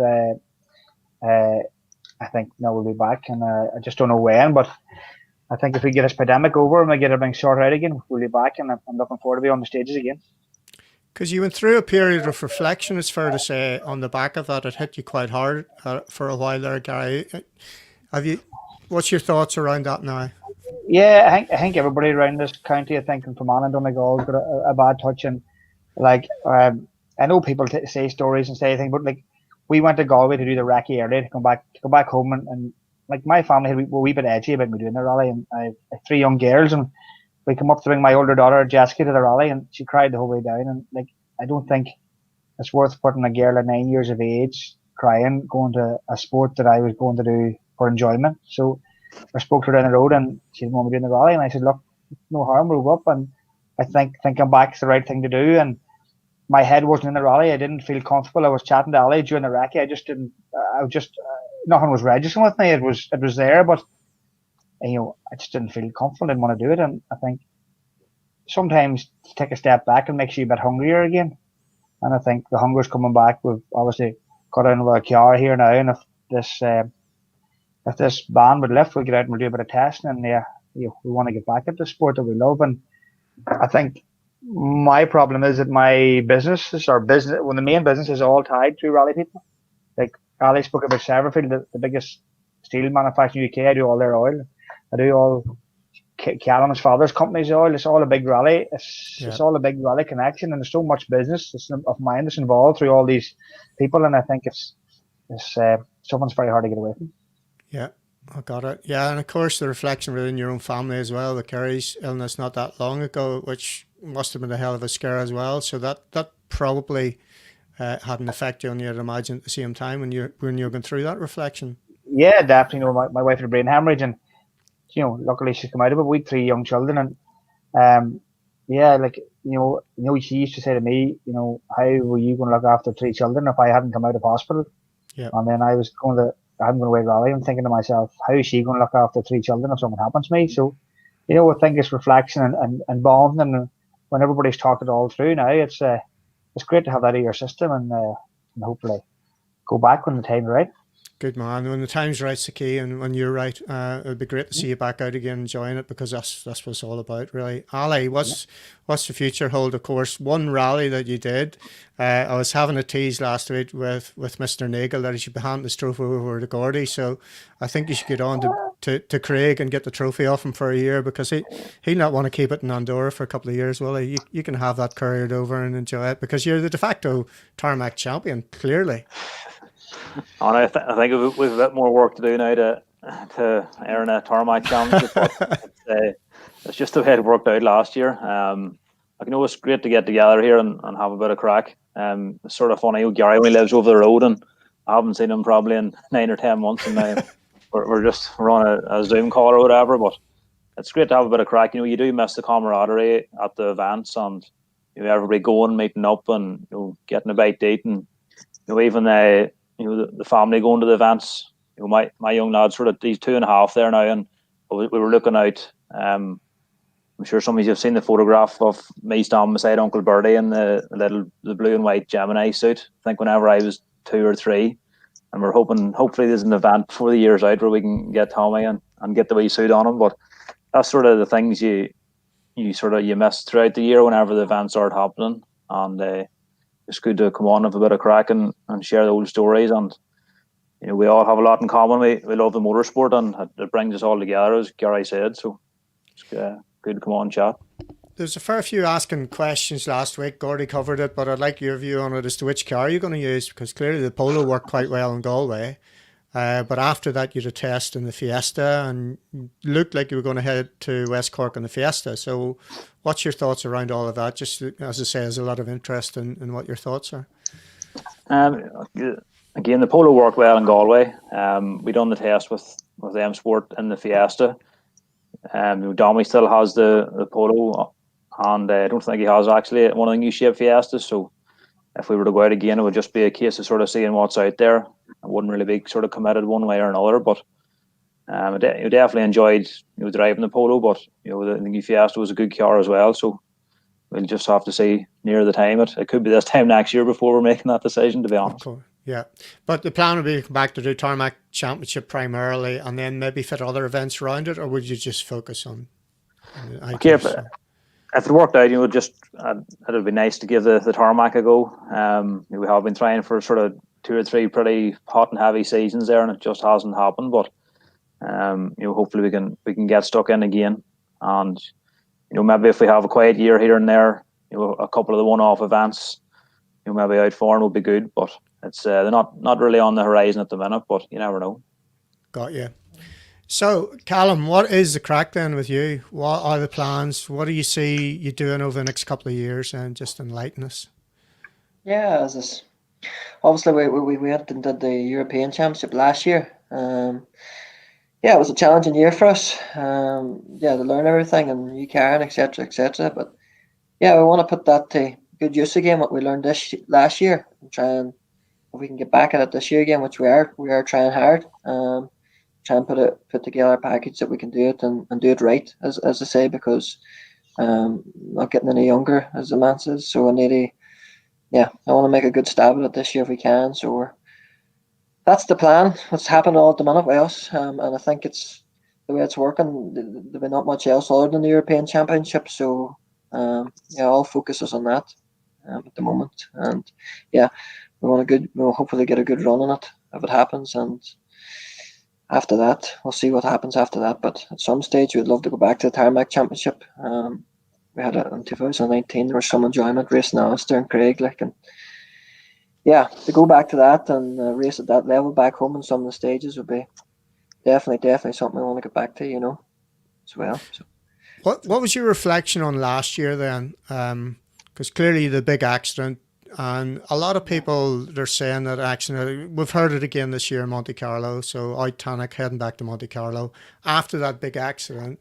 How's it going to affect him getting back in the car? Which I find quite amusing, because if that accident affected him in any way, he wouldn't be getting in the car for a start. So what's he going to do on that piece of road again? Is he just going to feather off the throttle? And is that going to impact on what he does in the whole rally? It just doesn't make any sense to me. But maybe that's just me, folks. I don't know what your thoughts are on it. So, and people do say that if you have a big accident. For me, if you have a big accident and you know what caused the accident, then off you go. You get gathered up and you go again. If you don't know what caused the accident, then that may be something that you could have to deal. So your thoughts on that? Yeah, well, as I say, it was a strange one because I never actually had an accident in all my career in rallying, which is a bit of a surprise, other than maybe sliding into a ditch or popping a drive or something like that. And I kind of was always building it up, maybe that when I go off, there's going to be a big one, you know. It was always kind of joked about sort of thing, you know. Yeah. And fuck, I remember saying to Brian Hoy after, says, Jesus, maybe I shouldn't have been saying that over the years. But after the accident, it happened that fast, and to be honest, like I stepped into the car, I got a bad out concussion out of it. To be fair, I had to come back and rest up when I got home, you know. But yeah, it was it looked pretty bad from the outside, but when we were inside, it happened that quick and it was over. But it didn't really put me off my stride too much. Maybe it did in a way that I didn't notice, with confidence wise, but. Yeah, it was just one of them things. I knew where I went wrong, as you say. I just was carrying a little bit too much speed, and it was deceptive corner. And the way the roads work in Latvia, they were so high speed, and it's like an old pebble stuff, an old polished stone, you know, with pebbles in it. And the car stepped out onto the dirty stuff, and she never really came out of the slide and hit the banks in fifth gear and took out a couple of trees and barrel rolled through. But it was pretty spectacular from the outside, all right. Yeah, I'm not going to show it. Don't worry. It's there, but I won't show it. I've seen enough of it. I must have seen it. I was no more lying up against the tree. There was boys down beside me showing it from every angle, you know. But hey, look, that's rallying. Hey, it was, yeah. Some boys got some enjoyment. That's the way these things happen, you know. So in years to come, you'll make a fortune of after dinner speaking, having that as the first thing you're going to grab people's attention with, and then off you go. You look back and you laugh clearly at it. So, but the other thing, of course, from that point of view, is there's a financial implication. Same as the other two boys, like Gary, you lost the car to fire. So it's the financial impact that's going to have, and I suppose at the back of your mind, that's going to impact your program potentially as well. So,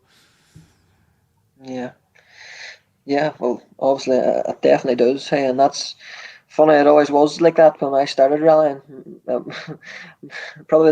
It's a funny bit of advice, probably, which probably I never realised till later on. My dad used to say to me when I was younger, when I started rallying, he used to come down on me and say, "Don't hit that car," or "Don't you touch that car," and he used to give me a real scolding. You know, he used to put the fear of God on me when I was younger. You know. And probably I did. Hey, I remember we were running around in micros and stuff back then and stuff.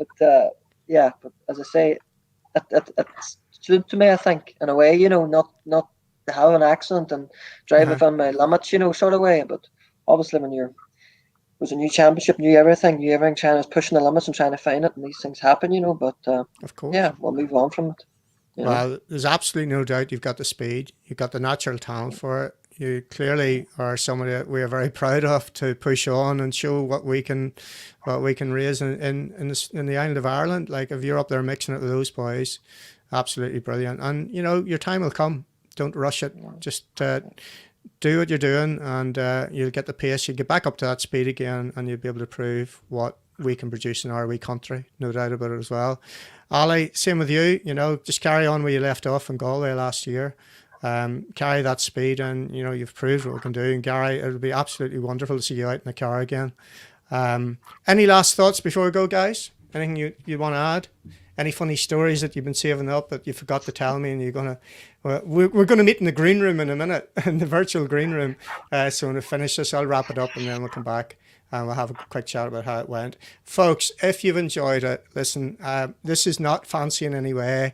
It doesn't take a lot of time for me to put it together. If you feel that we can do this on a Friday night going forward, I'm quite happy to have another crack at it maybe next week. There's a couple of people I have in mind that I think will contribute. But just let me know. Certainly, thanks a million for everybody who contributes. The whole point of this is for you guys to get involved as well. That on a Friday night at 7:30, you can grab a beer, your drink of your choice, and we can have a bit of crack about rallying. It's much better than having to sit and talk to the family, isn't it? Thanks a million for all your help, guys, and putting it together, turning up, and everything about it, the contribution. I hope you enjoyed it. We'll get going in a second, and hopefully we'll see you next week. So until then, all the best.